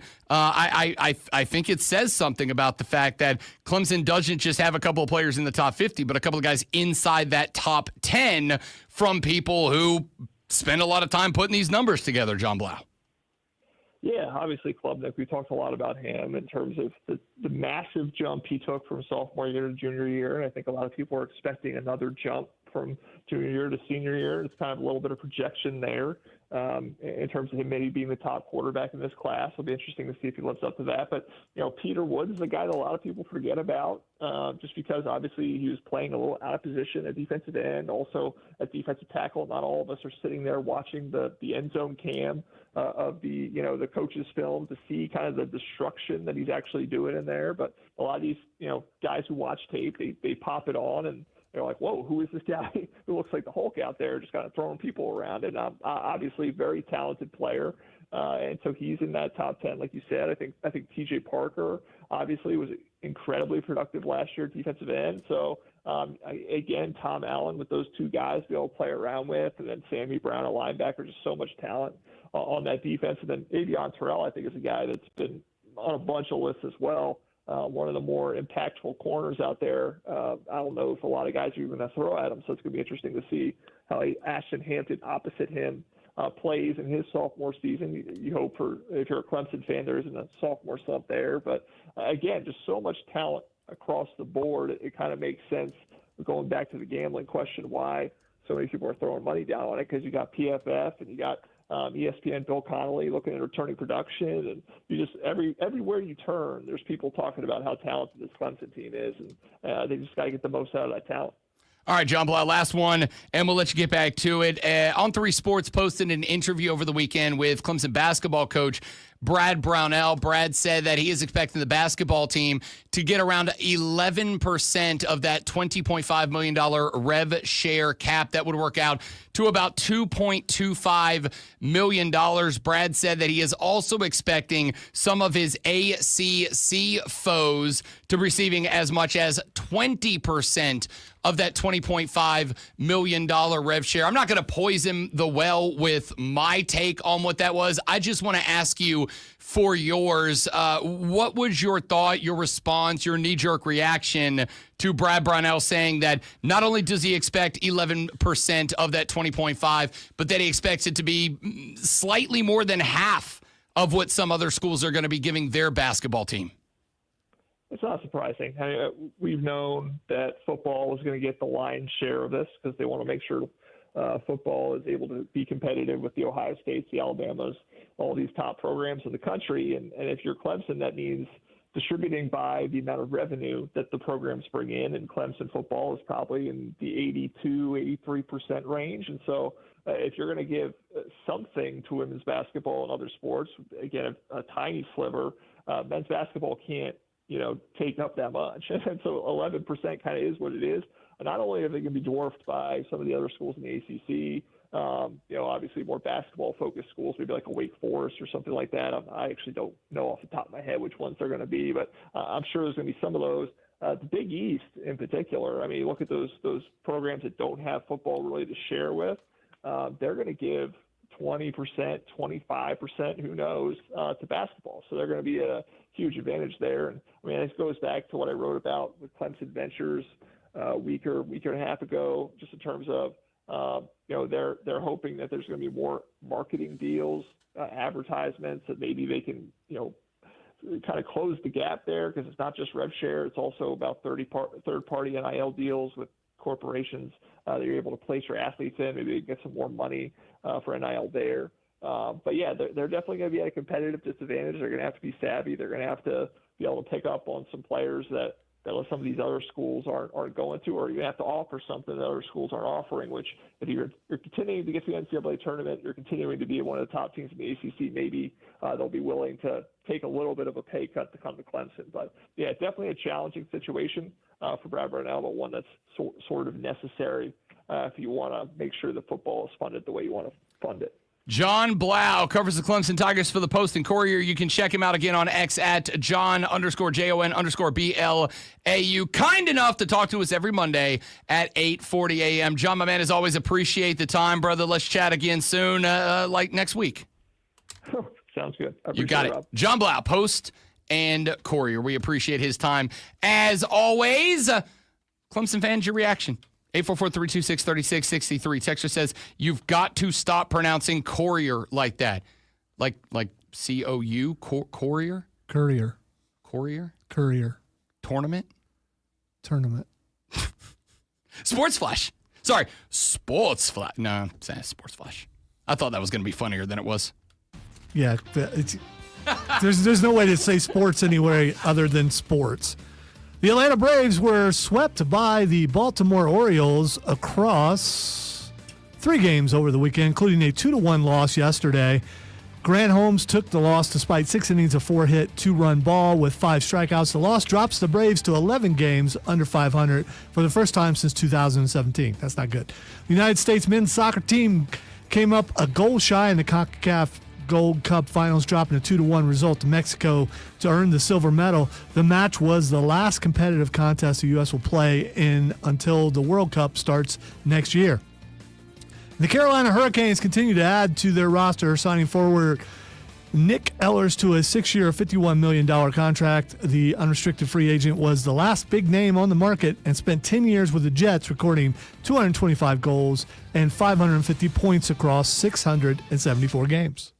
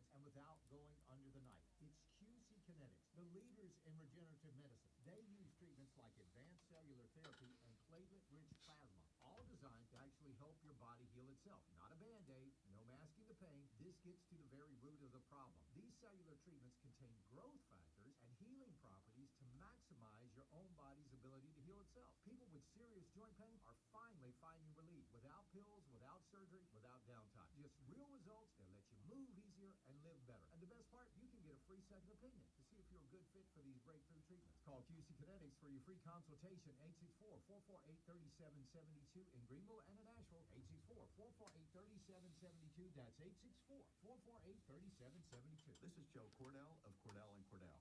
Serving in the military requires great sacrifices, not just for one's country, but also for one's family. Not surprisingly, divorce for soldiers is especially difficult, and it raises a number of challenges that are peculiar to military divorce. Things such as deployments, relocation, retirement benefits. These issues can be complicated. So if you're a soldier facing such challenges, go to CordellCordell.com. Joseph Cordell, licensed in Missouri and Illinois. CordellCordell.com. It's kitten season now. So if you find a stray or 7, Greenville County Animal Care can help. Just text kittens to 864-467-3950 and find out what to do next. Or check out greenvillepets.org. Listen to this. All I needed was a new starter. Got a great deal on eBay. Did it myself. So I'm worried about something that I forgot to do. Uh-oh. So I found a thing where you can put the intro to the show where when you go live, it will automatically play the intro. Okay. I don't know if somebody else starts playing a different show, if it will play my intro. So I guess I'll find out later if Tara went to stream and it started out with the Pulse intro. Because I was having trouble when you go live getting the intro video because it takes forever to go live. But now with that, as soon as it goes live, it automatically starts playing the video. And I meant to take it off there and I forgot. And didn't remember till right now.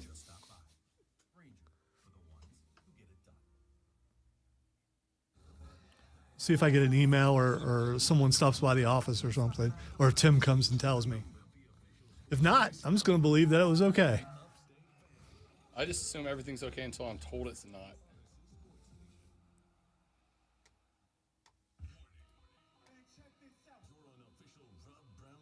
Well, there are brand new features, and we don't know how they're going to work until we actually use them. So there was, It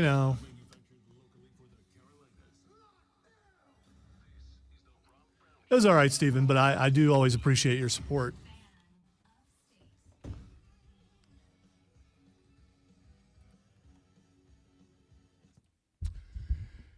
The Rob Brown Show back on your radio. It is the Fan Upstate. Rob Brown, the Great Malonzo, and you. Be a part of the show, 844-326-3663. There was a bit of controversy betwixt me and some Armada members over the, starting on Thursday of last week, our last day as we were off on Friday for the 4th of July. I said on the radio broadcast that I'm sorry, I'm not a Nathan's hot dog contest guy. All right, it's just not for me. It's not my thing. It's whatever. And I'm not like against it. Like I'm not anti it. I saw some people online that were like, oh, people are going hungry around America. How can these people okay, whatever. Like if that's your soapbox, stand loud, stand proud, I'm good with it. But that's not the reason I'm not in. It doesn't do anything for me. It's not like a thing. Now, and I'm not even anti food eating competitions, as I have been in a few of them. I've never won one. I've come close, but just there are people who they're just built different. They just got that dog in them. Right. Speaking of which, don't look at me and think, well, that guy's in eating contests all the time. There's no way I could do that. Yeah. Ever, even back when I was like 20, there's no way I could. Yeah. I mean, I was in a wing eating contest when I was in my mid-20s, and I think I came in either second or third. But the dude who won it, this is one of those cats that make the joke she won. This dude could take a chicken wing, a leg, stick it in his mouth long ways, and just pop it out, and it was clean. And this dude would, that's all he did. He would go to eating contests, he'd go to wing eating contests, and he would just decimate the crowd, right? You'd have 5 minutes, eat as many wings as you can, and some of us would get 30, 35 wings down. This guy be sitting on 60, and no problem. People who do this are built different. And people who are built different and are exceptional at doing something, well, they ought be recognized. Now, I did not eat, or excuse me, I didn't eat. I did not watch the Nathan's 4th of July hot dog eating competition, but I will tell you, had I flipped across it on Friday, as I was getting everything ready for my contribution to our little 4th of July Friends meeting, had I flipped across it and I found the introduction for Joey Chestnut from George Shea. George is, as Lonzo called him last week, maybe the best hype man in sports right now. He is the reason to watch it. To me, the contest itself is secondary. I'm just there for the intros for everybody. The intros, like George Shea's intro for Joey Chestnut, which before I push play, reminded myself to change my speakers back to the right one. The intros like the one from George Shea. We are humbled by age in preparation for the great insult of death. But there are those who stand immortal, not through the grace of heaven, but through their own triumphs. I speak of this man.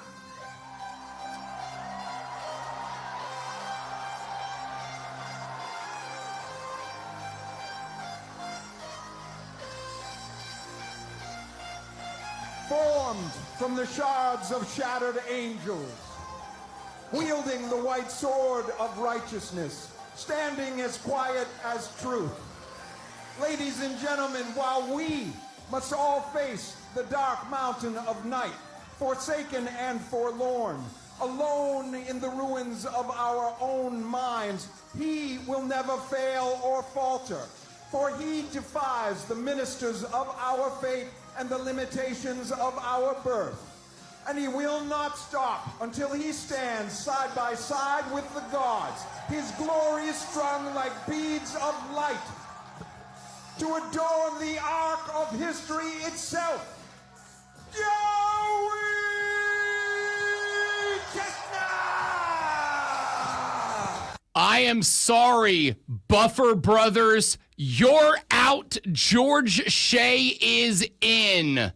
That has got to be the most dramatic, over-the-top introduction of an athlete of all time. And I need you to know that when that made its way into my atmosphere Friday, 10 minutes after this thing started, this thing was already going viral everywhere.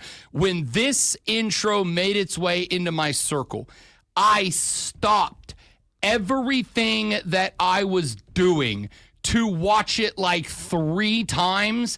There is no world in which an introduction for a guy whose only thing is he eats a lot fast should be that bleeping good, and yet as dramatic and ridiculous and over the top as that introduction was, I was like, LFG, dude.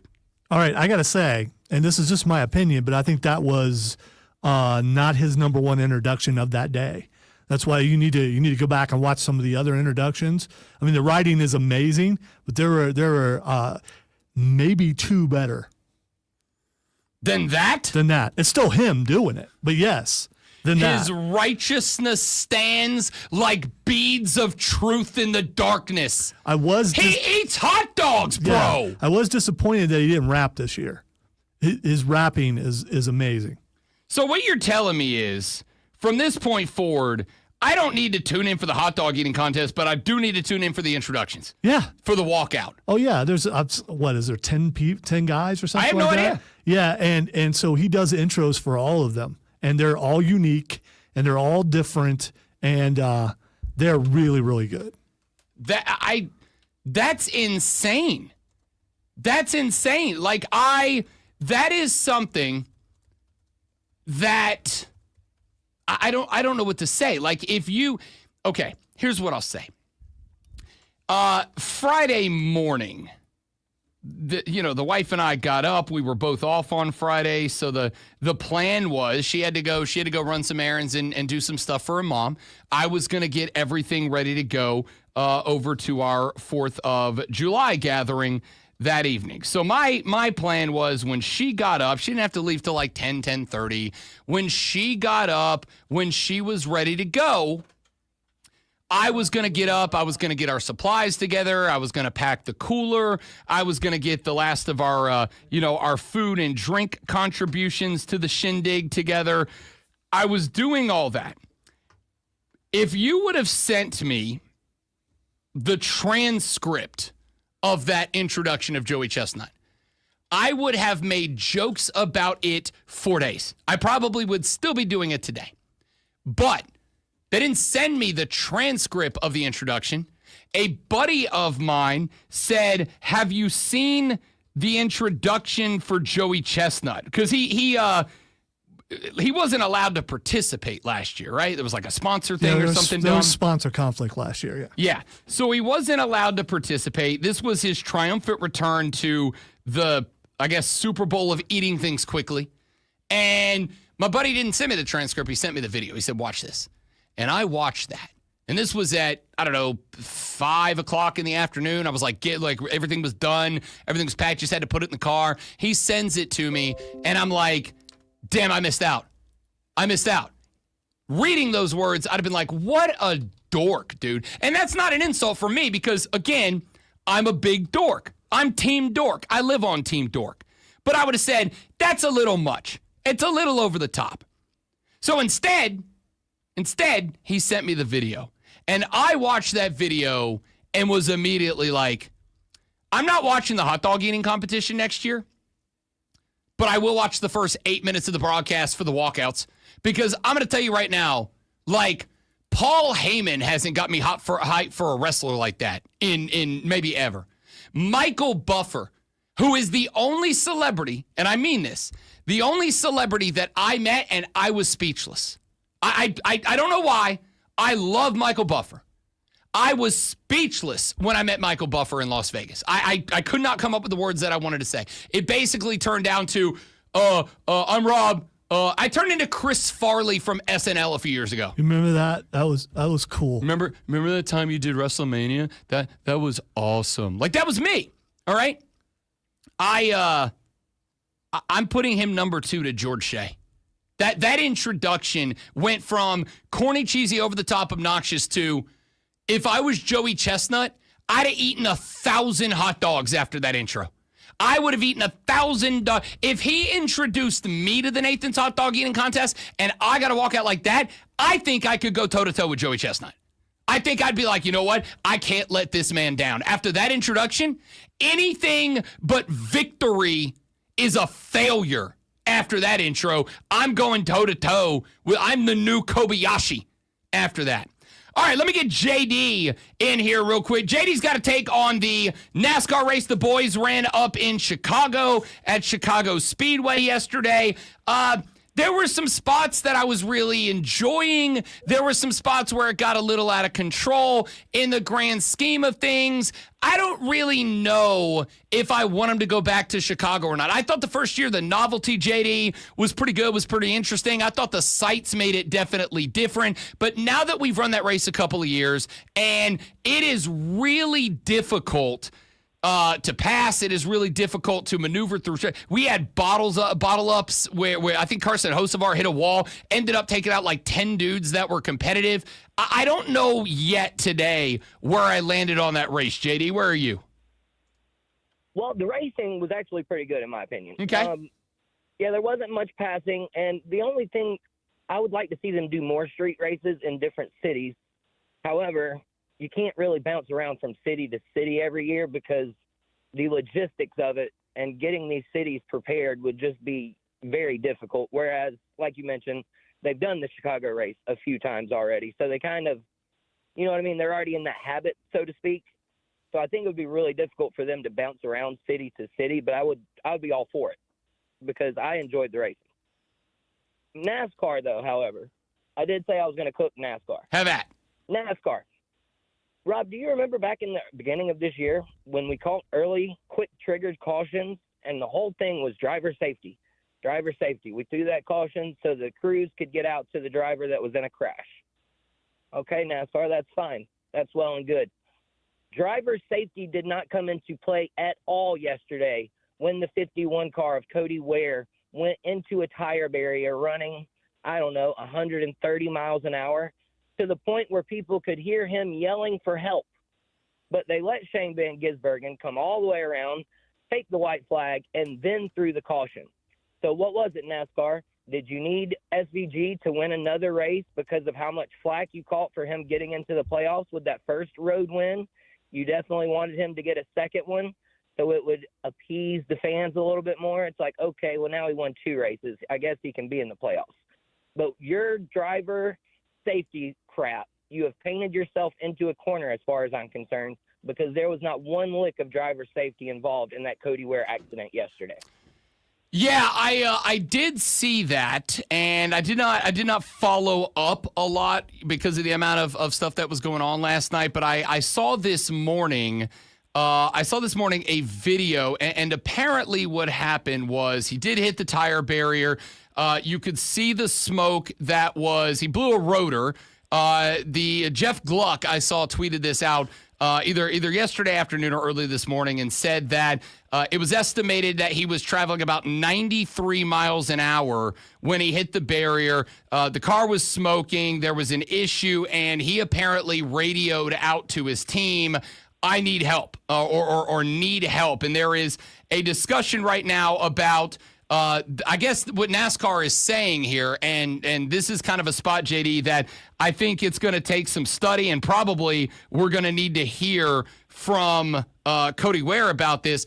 But NASCAR apparently was playing this as if Cody Ware said, I need help from the standpoint of the car can go, but I'm stuck, and I can't get the car out, and, if I want to get back on the track, I'm going to need some help to get out of the car.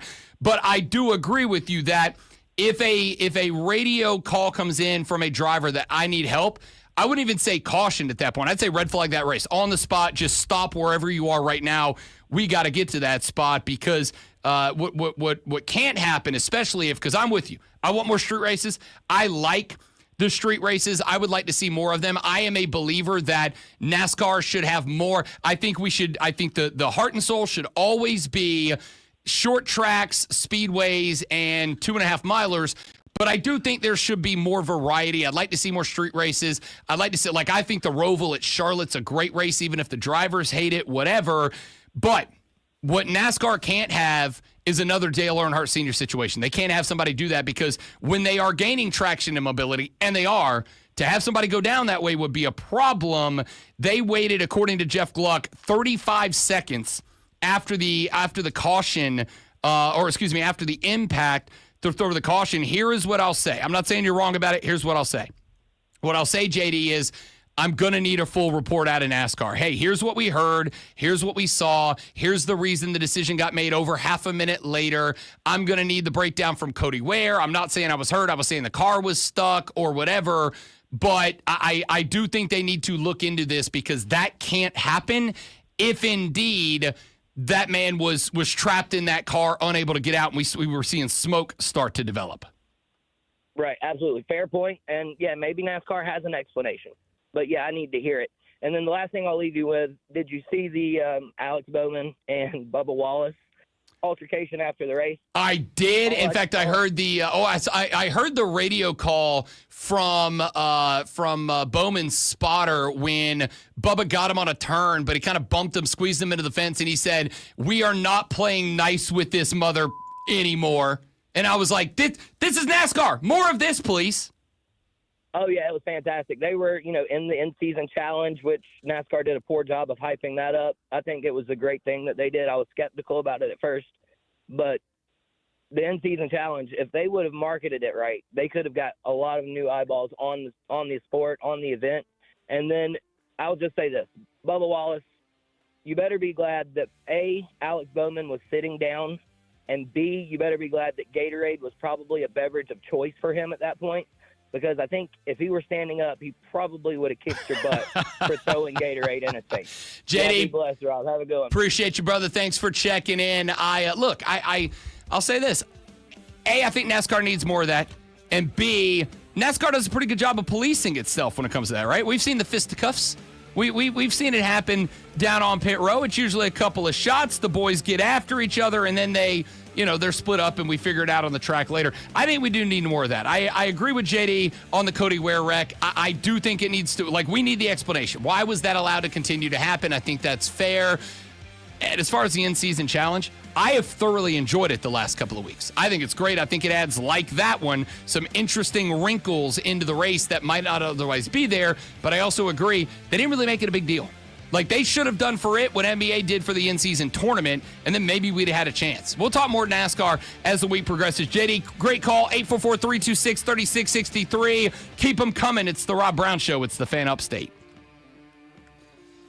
One-stop shop for sports betting insight. It's BRB, guys, I'll address your comments when we come back, so drop them in the chat. Hang out.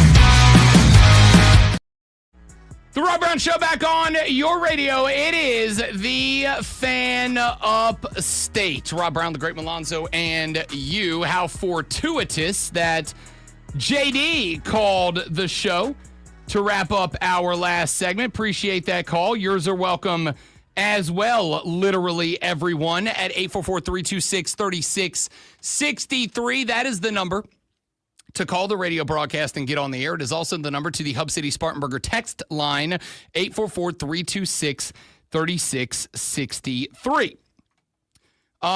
We talked NASCAR on the way out the door, and I'm not going to spend a ton of time here on this, but it is apparently the iron that is currently hot, and therefore we must strike, as the old expression goes.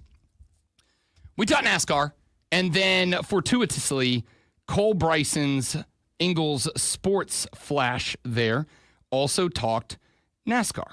And obviously, Cole recorded it after yesterday's street race in Chicago, Illinois. And I will say this. There were some moments that I thought the racing was excellent, and there were some moments that I thought that the racing was left a little to be desired. I would like for them, should they bring this race back to Chicago, I would like for them to open that course up a little bit. I'll tell you the one thing that frustrates me about that race more than anything else. What frustrates me is when one driver, in yesterday's case, last year's reigning defending Rookie of the Year Carson Hocevar, driving for Spire Motorsports. Obviously, I have a connection to Spire as they are the owners and operators of the Greenville Swamp Drive. As a matter of fact, I didn't even realize this, rocking the Spire Motorsports hat right now as we speaketh. But you had it on backwards and no one could see it. Correct, which is why I just took it off, turned it around. Watch the stream. You'll see incredible dramatic acting like that. I like Carson. Carson's a cool dude. Carson's got a little bit of an attitude. It has gotten him into some trouble. It is going to get him punched in the face. But hey, baby, that's NASCAR. Carson's also a dude who goes online and plays racing simulators and live streams. And I'm going to tell you, he's had some that are really entertaining. He had one the other day where I guess as he races, first and foremost, dude's making plenty of money. And still lives in an apartment with a roommate. He seems like a pretty down-to-earth kid, right? The other day, he was talking trash on one of his streams to his roommate. They were in a race together. He was talking trash, and apparently, I guess the roommate muted Carson in the game because of how much trash he was talking. Zoe, I think you'll appreciate this. Carson Hocevar got up, disappeared, came back from the screen. He went and he got a bullhorn. And he started talking smack through a bullhorn through the rest of the apartment to his roommate so that his roommate could not escape the trash talk. That's a level of petty I aspire to. By the way, that's amazing unless you're the apartment above or below. Yeah. Or next to. I mean, I don't know if it is an apartment. It's a small place. He's his little room, it's not that big. It might be a big mansion and he's just got I don't know what it works. It doesn't matter. It was really funny. Either way. Carson Hocevar coming off a turn, strikes the wall, blows a tire out, cuts it down, and I think if I had to guess based on what I saw, probably broke an axle. It removed him from the race. The problem was it was coming out of a turn into one of the narrow straights at Chicago, which is only 2 cars wide, right? So he goes from the right, he shoots over to the left, he ends up nose into the wall, and the problem is, because these cars, even on the narrow short straights, are still doing 75, 80, 90 miles an hour, the guys behind him immediately have to lock up the brakes to keep from hitting him. But the guys behind them, who are just accelerating out of the turn, they didn't have time. So they ended up hitting the back of this pileup, kind of pushed it all the way up into Carson, basically removed a number of cars that were running pretty well out of contention for the race. Now, I actually unlike Cole Bryson, I actually like the street races. I'm not saying they should be the predominant style of race. They do not look very fast. I mean, when you're watching on TV, it looks like they're going pretty slow. They're not. I mean, obviously, they're not as fast as Daytona, where these guys are getting up over 200 miles an hour. I know that, but it looks like as slow as getting off of Garlington on the Woodruff Road. I will put this. I will put this out there. NASCAR, much like hockey, is a sport that once you see it in person, it changes your television watching perspective, right? Once you go to a race and you see and you hear and you feel these cars. We're talking about street races. We're not talking about NASCAR races. I've been to smaller tracks, so I understand what you're saying. Yeah, but also these cars are 1,000 pounds heavier than your like Too Fast, Too Furious cars. Like they cannot go drifting into turns and out the other side. This is all muscle. This is all steel. This is all heavy cars. They have to be slower into and out of the turns. But also what you won't see in those cars is when they are coming out of a turn onto a straight and narrow, these guys are slamming these machines into each other and into the walls. Maybe it's less entertaining for a guy like Cole, who's a fast guy. I mean, he's driving fast. I'll tell you exactly what Cole's problem is. I don't know how fast he drives. I'm just kidding. I don't either. Here's what I do know. Cole is, and there is nothing wrong with this so that we are clear, Cole is a traditional NASCAR fan. He's a conservative NASCAR fan. He wants things to be what NASCAR used to be. Oval tracks, short tracks, bumping all the way around. And I respect that. I still think that that should be the majority of the NASCAR season. But in the sports flash that Cole Bryson just put out there, what he said was NASCAR needs to understand that it was, quote, made in the South by real racing fans, end quote. Then he went on to say, and I'll paraphrase this because I don't know exactly how he said it, but he said they need to effectively bring it back to the South, run all races. That's what works, and that's where the money is. And my response to that would be, I agree that that should be the majority of NASCAR. I do think NASCAR has an obligation to stay true to its roots. However, to say that it shouldn't go outside of the South and it shouldn't try anything new, that is where I disagree with Cole. I disagree with Cole because over the past couple of years, as NASCAR has tried new stuff, they have tried the Busch duels that they've run inside the Coliseum. They have done street races. It didn't work the way that I really had hoped that it would, but they did the dirt race at Bristol a couple of years ago, which I thought was friggin' awesome. But apparently the drivers kind of hated it, which, I don't know, man. Like, there's a part of me that's like, maybe we don't let the drivers exclusively have control over what they're going to do. I think the gimmick races are fine if they don't get carried away, but I also don't consider street races a gimmick race. I think there should be some level. I'm fine with there being 2 street races a year. Just give me 2, right? You did the one in Mexico City, which SVG won, and then you did the one yesterday in Chicago, which SVG also won. In fact, if there's any issue with it, the only issue with it that I have is that NASCAR teams will frequently bring in ringers to go win these races. But I also think that drivers getting a ticket to the playoffs on a win is fine. There is another problem, which is SVG has 3 NASCAR Cup wins. He has a win at Chicago the first year in Chicago. He has a win this year in Mexico City, and now he has a win this year in Chicago. All he's won is street races. There is not for a second a belief that this cat is going to be competitive in the NASCAR playoffs. Like, he's just not. And the fact that he has a ticket punched, which is going to bump another driver who may be competitive in the playoffs, is a bit of a downer. But at the same time, like, win a race, right? There are still plenty of other tickets available if you want in, win a race. And then we don't have to have this conversation. So with all of that being said, I don't have a problem with the street race. And I would point out to Cole that over the years, Michael Jordan's gotten involved. Alvin Kamara's gotten involved. You have had rappers that have been getting involved. You have had movie actors getting involved. You have had celebrities progressively, not rapidly. It's not like just becoming a big deal, but you are starting to see NFL players and NBA players getting involved. You are starting to see the sport open up to demographics that it has historically not been open to. I would disagree with Cole and say more eyes on the product is good. More eyes on the product means more money being spent on the product. More money being spent on the product means a better product overall. So I am fine with saying that the majority of the races should be held at short tracks, 2.5-mile cookie cutters, and super speedways. But to say we should never try anything new, we should never do a street race, we should never put dirt down at Bristol and do an old school short track dirt race, I disagree with that. Do stuff that is interesting, do stuff that is different, do stuff that people who have never watched the product would go, I'll give this a shot. And that's how you get the Michael Jordans and the Alvin Kamaras involved, and that's how you grow the sport. I think it's fantastic.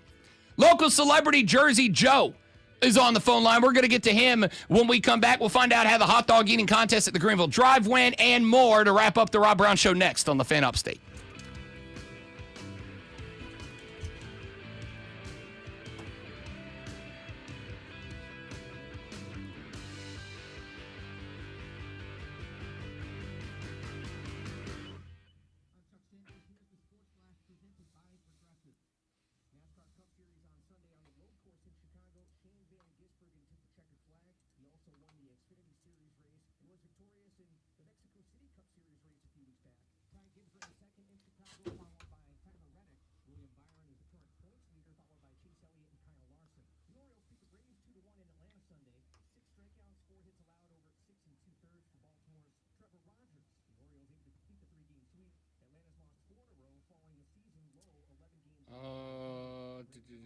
Jump, can't go. Clemson's media days while we're in Atlanta. Not worried about it.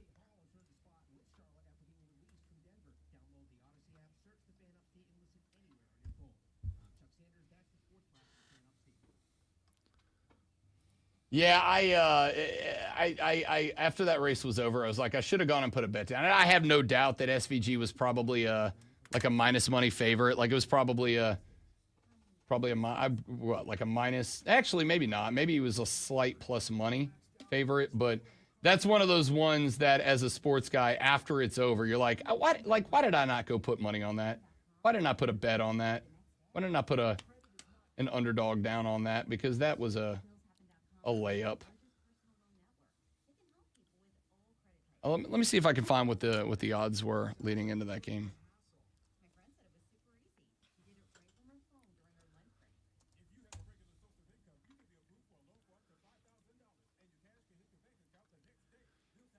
A wrestling site has ranked the entrances top 10.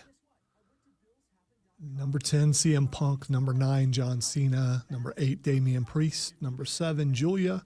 Number 6, Jacob Fatu. These are walkouts? Yeah. Fatu's is dope. Number 5, Jade Cargill. Number 4, Penta. Number 3, Penta's is cool. Number 3, Wyatt Six. Number 2, Cody Rhodes. Number 1, Jey Uso. I mean, right now you've got to go with Jey Uso as number 1. Because of the crowd. Right. SVG was plus 150 to win that race. The next closest was Reddick at 750. I think he was third.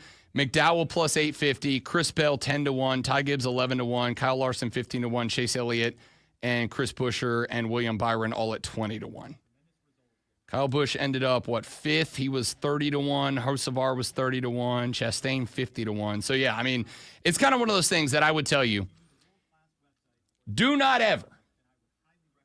ever bet a winner in a NASCAR race at plus 150. Just don't do it. It's just not worth it.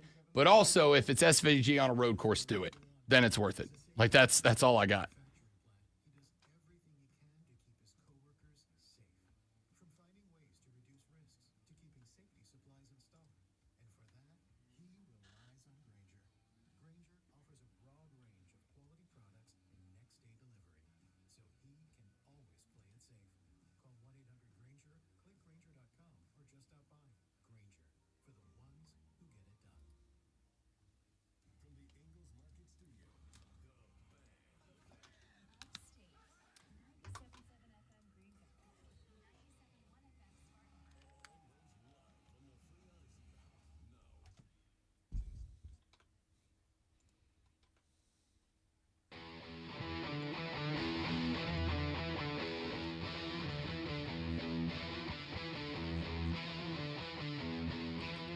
Final segment of the Rob Brown Show. If you want in, now's your chance. 844-326-3663 is the number to call the program. It is also the number to text the show on the Hub City Spartanburger text line, 844-FANFONE, 844-326-3663. Shoot us a text. We will read them on the air. You can also, again, call that number and get on the show as local celebrity. And we will find out here in mere seconds, Jersey Joe, are we still reigning, defending, undisputed Greenville Drive hot dog eating champion of the upstate? You are talking to the six-time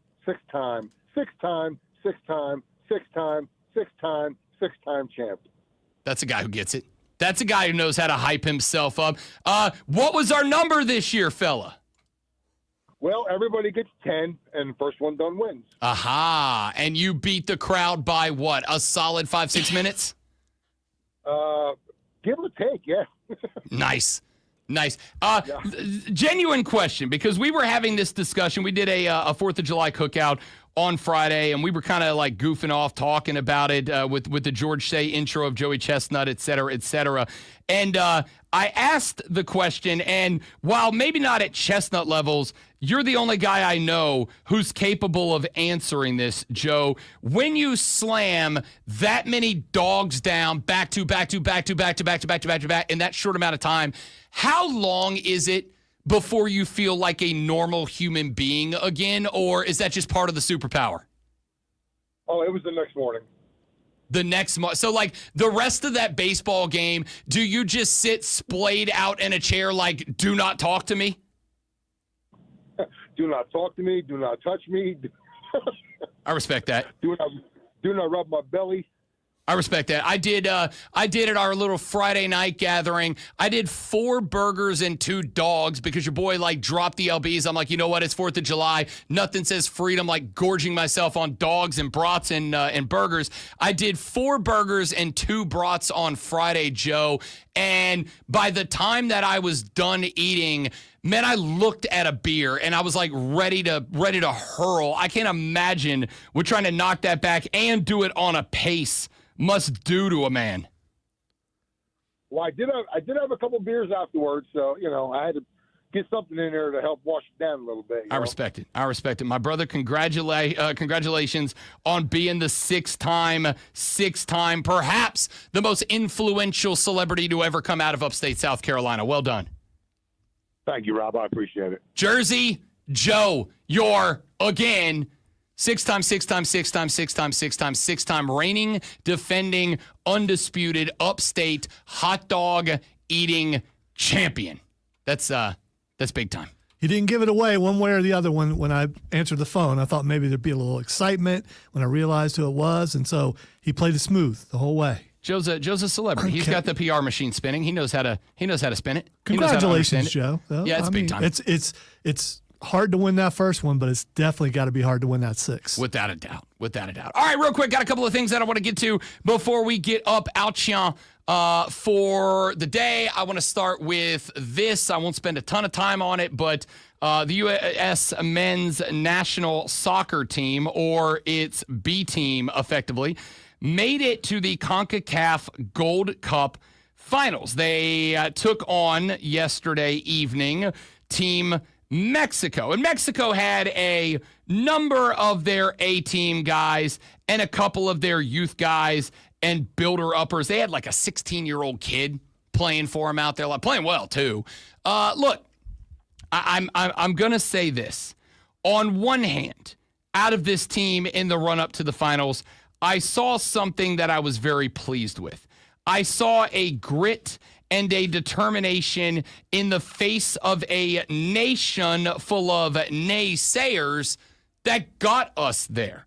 This was a team that going into the tournament, even the diehards, even people like me, even the lovers of Team USA footy, we're playing our B squad. We're playing a bunch of guys who are not top-notch caliber. And while it is a little bit infuriating that some of our top-flight guys, the Pulisics, the Rayners, the Weahs, for whatever reason, some of them injured, some of them just taking some time off, did not want to compete for this, it is wildly frustrating. More frustrating is the fact that as long as we have actually been trying, if you believe that we have actually been trying, we have not yet developed enough depth where those guys feel threatened for their job, right? Like, we need to get to a point where the roster is so deep that when a Gold Cup rolls around, when we get to a point where there's a big tournament that's not a FIFA World Cup, whether it's the Gold Cup or whatever, when there is a qualifying run, obviously don't have to qualify this year because we are the host, we have an auto ticket to the World Cup. When there is not something on the line, but it is still a big tournament as the Gold Cup was, we need enough depth in the program that a guy like and I'm just using him as the example, but a guy like a Gio Reyna, right? And granted, some of them were playing in and I did hate this, we're playing in the Club World Cup that was going on at the same time. I do find it a little bit disappointing. I don't have an issue with the concept of the Club World Cup. And the only reason the Club World Cup, I think, was being run this year is because, get mad at it if you want, there's a lot of questions about the U.S. hosting the World Cup next year.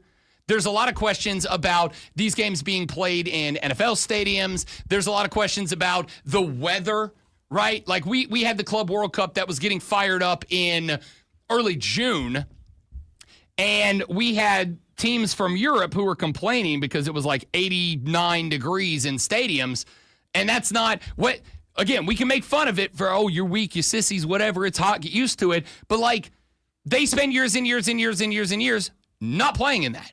It's kind of like when you, I don't know, send the Miami Dolphins up to play Kansas City in a playoff game and it's 10 feet of snow and 2 degrees, and you go, why do the Dolphins suck? Because they're Dolphins. They don't live in snow. It's the opposite of that, right? Like if teams are playing in Sweden, in Norway, in the summertime, it's 72 and sunny, and then you say, hey, it's 89 and in the, Satan's underwear of temperature and humidity and heat outside, yeah, it's unsurprising they perform down. Come in early, acclimate yourself a little bit. They can't. There's other events. There's other games they're playing in. Like you show up, you play this thing. Like it's not something that you have 2-3 months to come over and get used to the heat. They play for teams. So there's no adjustment made if the Americans go over to a European country to play? What adjustments do you want? It's not 89 degrees and 100% humidity in Germany. I don't know. There's no. I don't know how cold it gets there. I understand what you're saying. I get the defense. Here's the reality: when you take a team out of Norway and you stick them in, it's 89 degrees and sunny. That's a home field advantage, sure, for us, but like it hurts the soccer. It just does. So. With that being said, I hear violins playing somewhere. I know you do because you're a hater, and that's okay. I'm not. Hate away. I'm not a hater. If you're coming here and you're whining about the weather, you're whining. Just go out. You're a professional soccer player. Go out and play soccer. Okay, I'm going to put that to bed. We'll fight about that a different day because I clearly don't understand. Right, because you're dome everything. So yes, I am a dome everything. I said that on a national show on Saturday. I was on the air, and the host was like, well, I hope you all enjoyed the interview because Rob's never coming back. All right, so blah, blah, blah, blah, blah. There are concerns about that for the World Cup, and again, sports and politics, two different circles. Sometimes they overlap. This is one of those times. Obviously, with the current immigration campaign of the President of the United States and his administration, when the Vice President the other day had some, we'll say, not so welcoming comments to people who might be coming to the United States for the World Cup, there are concerns about how all of that might factor into the world descending upon the USA for the World Cup. So they ran this Club World Cup as effectively I think kind of a test. Like let's get a look on this, and it did take away from the Gold Cup. Blah blah blah blah. The boys on the B squad, guys that were fighting to even be considered for the World Cup roster, I think showed a lot of grit and heart and determination to make it to the Gold Cup final, and I think they deserve their flowers for that because I, along with a lot of other people, did not think for a second that they were going to sniff the championship of this tournament, and not only did they. But they look good all the way up into it. The problem that I'm going to have is my concern with, and again, it's early in the tenure. We got very limited time between here and the World Cup, but it is early in the tenure of Mauricio Pochettino. Here's the problem I had about yesterday's matchup. The Mexican team was better, all right? Again, Tom Grant, high school or middle school coach back in the day, used to say, boys, you have the biggest problem in sports today. The other team was just better than you are. It is a true fact of life that sometimes you can show up, You can do the absolute best that you can do. You can do everything perfectly and still get your ass whipped. That is how life works. Learn that lesson. It's going to make a lot of L's a lot more easy to bear in your life, youngsters. Sometimes you can do everything right and still get it whooped. It happens. Here's the problem I had with that matchup yesterday. We come out, we score a goal 4 minutes into the contest. You got a 1-0 lead against Mexico. And then Mexico turned up the heat. You started seeing the pressure. You started to see them throwing guys forward. They started, one of the things I appreciated, because Diego Luna, who was a guy who scored twice in our last game that got us here, one of the things the Mexicans were doing I thought was very interesting was not only were they keeping the pressure up, but they were keeping the pressure up wherever Diego Luna was, which was making him not just play forward, but have to run backwards, play defense. He was gassed. He could not make a difference. The problem I have was that for the first game, for the first time in this tournament, we were getting outclassed and no tactical changes took place. I did not see Mauricio Pochettino out there saying, we're going to do this, we're going to change that, we're going to flip it. We devolved back to Berhalter ball. Spray it down the field, chase it down the field, and then just try to be better athletes than them. And the reality is we weren't, because it's a B-side, guys, and we never changed the tactical advance. That concerns me even when we get the A-siders in for the World Cup. If we can't adapt in game, we're screwed. And we did not adapt in game yesterday. Will that be different when we get the big dogs? I don't know. We'll find out. And now, the Rob Brown Show presents Twitter. It's just, to me, akin to letting the JV play the starters and then complaining about them not living up to it. The first thing that's Xing is Ozzy Osbourne. Ozzy Osbourne is Xing because Black Sabbath played its final For Real This Time show this weekend. And first off, I knew it was coming. For whatever reason, it did not trigger to me that it was happening this weekend. I would have paid $30 to watch that because it was like the kings of metal. Metallica was there. I think Slayer was there. Like the kings of metal all got together and they played some of their stuff, but they also covered a bunch of Black Sabbath songs. And then they ended it with Black Sabbath coming out, including Ozzy, who is obviously not doing well. And he gave some emotional speeches and all that. I hope that they are going to put this up for purchase and rewatch because 100% I would pay to rewatch this. I'm bummed I missed it, but from what I heard, it was an incredible concert. By the way, there are clips all over the place, including Jack Black doing Mr. Crowley, the lead singer of Aerosmith, Steven Tyler, that's his name. There he is. Or as we know him in my house, Liv's mom. Yeah, did a version of a Led Zeppelin song. A Whole Lot of Love, I think it was. There are bits and pieces all over without seeing the full thing. Yeah, I want to see the whole thing. It look and all the pictures of different rock guys together, and so it was pretty cool. All right, the next thing that's Xing is Jacob Fatu. I'm gonna keep it a buck. I am now another 2 weeks behind. I got caught up after. This has nothing to do with wrestling. Oh, okay. Then I have nothing. All right, so Jacob Fatu released a rap song with Rikishi.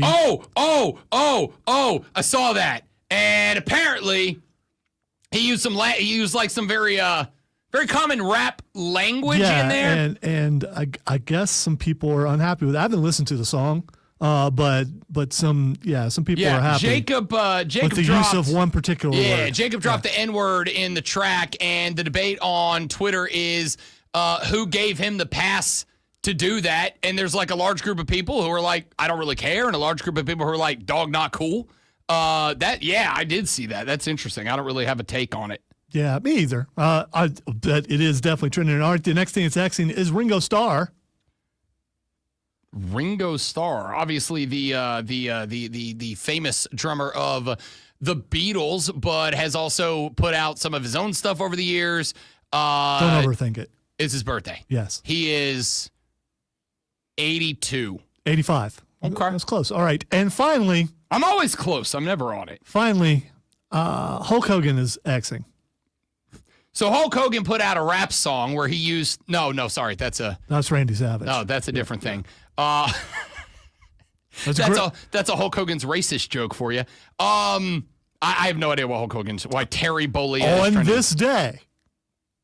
The third man was revealed in 1996. The greatest heel turn in the history of professional wrestling, which coulda, shoulda, woulda been overridden by John Cena, but Dwayne ruined it for all of us. Dwayne ruined it for all of us. Way to go, Dwayne. Somebody texted, Rikishi is the real tribal chief. You know what? I acknowledge Rikishi. By the way, Rikishi is featured on that song. No, I know. Again, I haven't heard it, so I don't know. Rikishi. Real tribal chief. I respect that. All right, that's going to do it for us. Thanks for being here. Hope you enjoyed the show. If you didn't, I don't know what to tell you. Come back tomorrow. We're going to try to do again. Ladies and gentlemen, we have after this just 4 more shows until we are live at SEC Media Days in Atlanta, Georgia next Monday. Get your popcorn ready. Back tomorrow on the Rob Brown Show and the Fan Upstate. Later. They got no balls. I want guys with balls.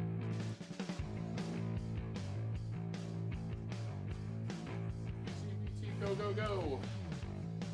Again, all the flowers for getting there. All the flowers for busting it, because like they were getting after it last night. I was not hurting for the effort last night. But aren't they the JV team?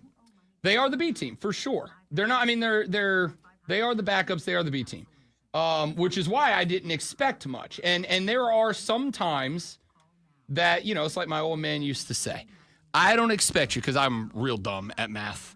My old man used to say, I absolutely do not expect you to come home with an A in trigonometry. You know what I do expect you to do? I do expect you to put in the work to be the absolute best that you can be at trigonometry. And the best you can be is a C, I am good with that. Some people just are not great at certain things. If the best you can be is a C, but if you come home with a D and I know you weren't trying to learn, trying to study, trying to get better, that's when I'm going to get upset. I give them all the flowers for the effort and the guts because they laid everything out there. I could not have asked for any more out of this squad in terms of effort, in terms of guts, in terms of try. The disappointing part was not that they lost, because to keep it a buck with you, I fully expected to lose that game last night. The problem that I have is not with the players. The problem that I have is after we scored the opening goal, it should have been push for blood and then finish them right now. And instead, we started to lay back. We started to allow them to dictate the game. After the goal got scored, Mexico had possession for 66% of the game. 2/3 of the game, they had the ball. You can't win a game when they have the ball for 2/3 of the game unless you are 70% plus efficient, which we were not. And there was never a point in that game, at least that stood out to me. And I will rewatch it again because the lady and I moved the TV out to the fire pit last night. We were enjoying some end of weekend bevies because we both got to get back on the weight loss this week. So we were having a couple of brewskis and eating some snacks and hanging out with the dogs in the backyard. So I was like 89% locked into this, unless I just missed it. Once Mexico turned on the gas, started having 2/3 of the possessions, started creating more and more shot opportunities, we never evolved the shape. We never backed it up to be more defensive. And when we did get the ball to push forward, we didn't really change the way that we were doing that. And it's like if you have this effort and you've got this opportunity and you've got this chance to put them away and win a shock result, and they are dominating the possession, change something. And I don't really feel like we ever did that. And that's the only disappointment. Losing the game, no problem. They were the better side. I have no issue with that. How we lost the game is what is a bit of a bummer. But that's my soccer take. Freaking Howie. All right, dudes and dudettes, that's it for us. Thanks for being here. You're all amazing people. We'll see you back here tomorrow. I hope. If we don't, I'll be sad. Bye.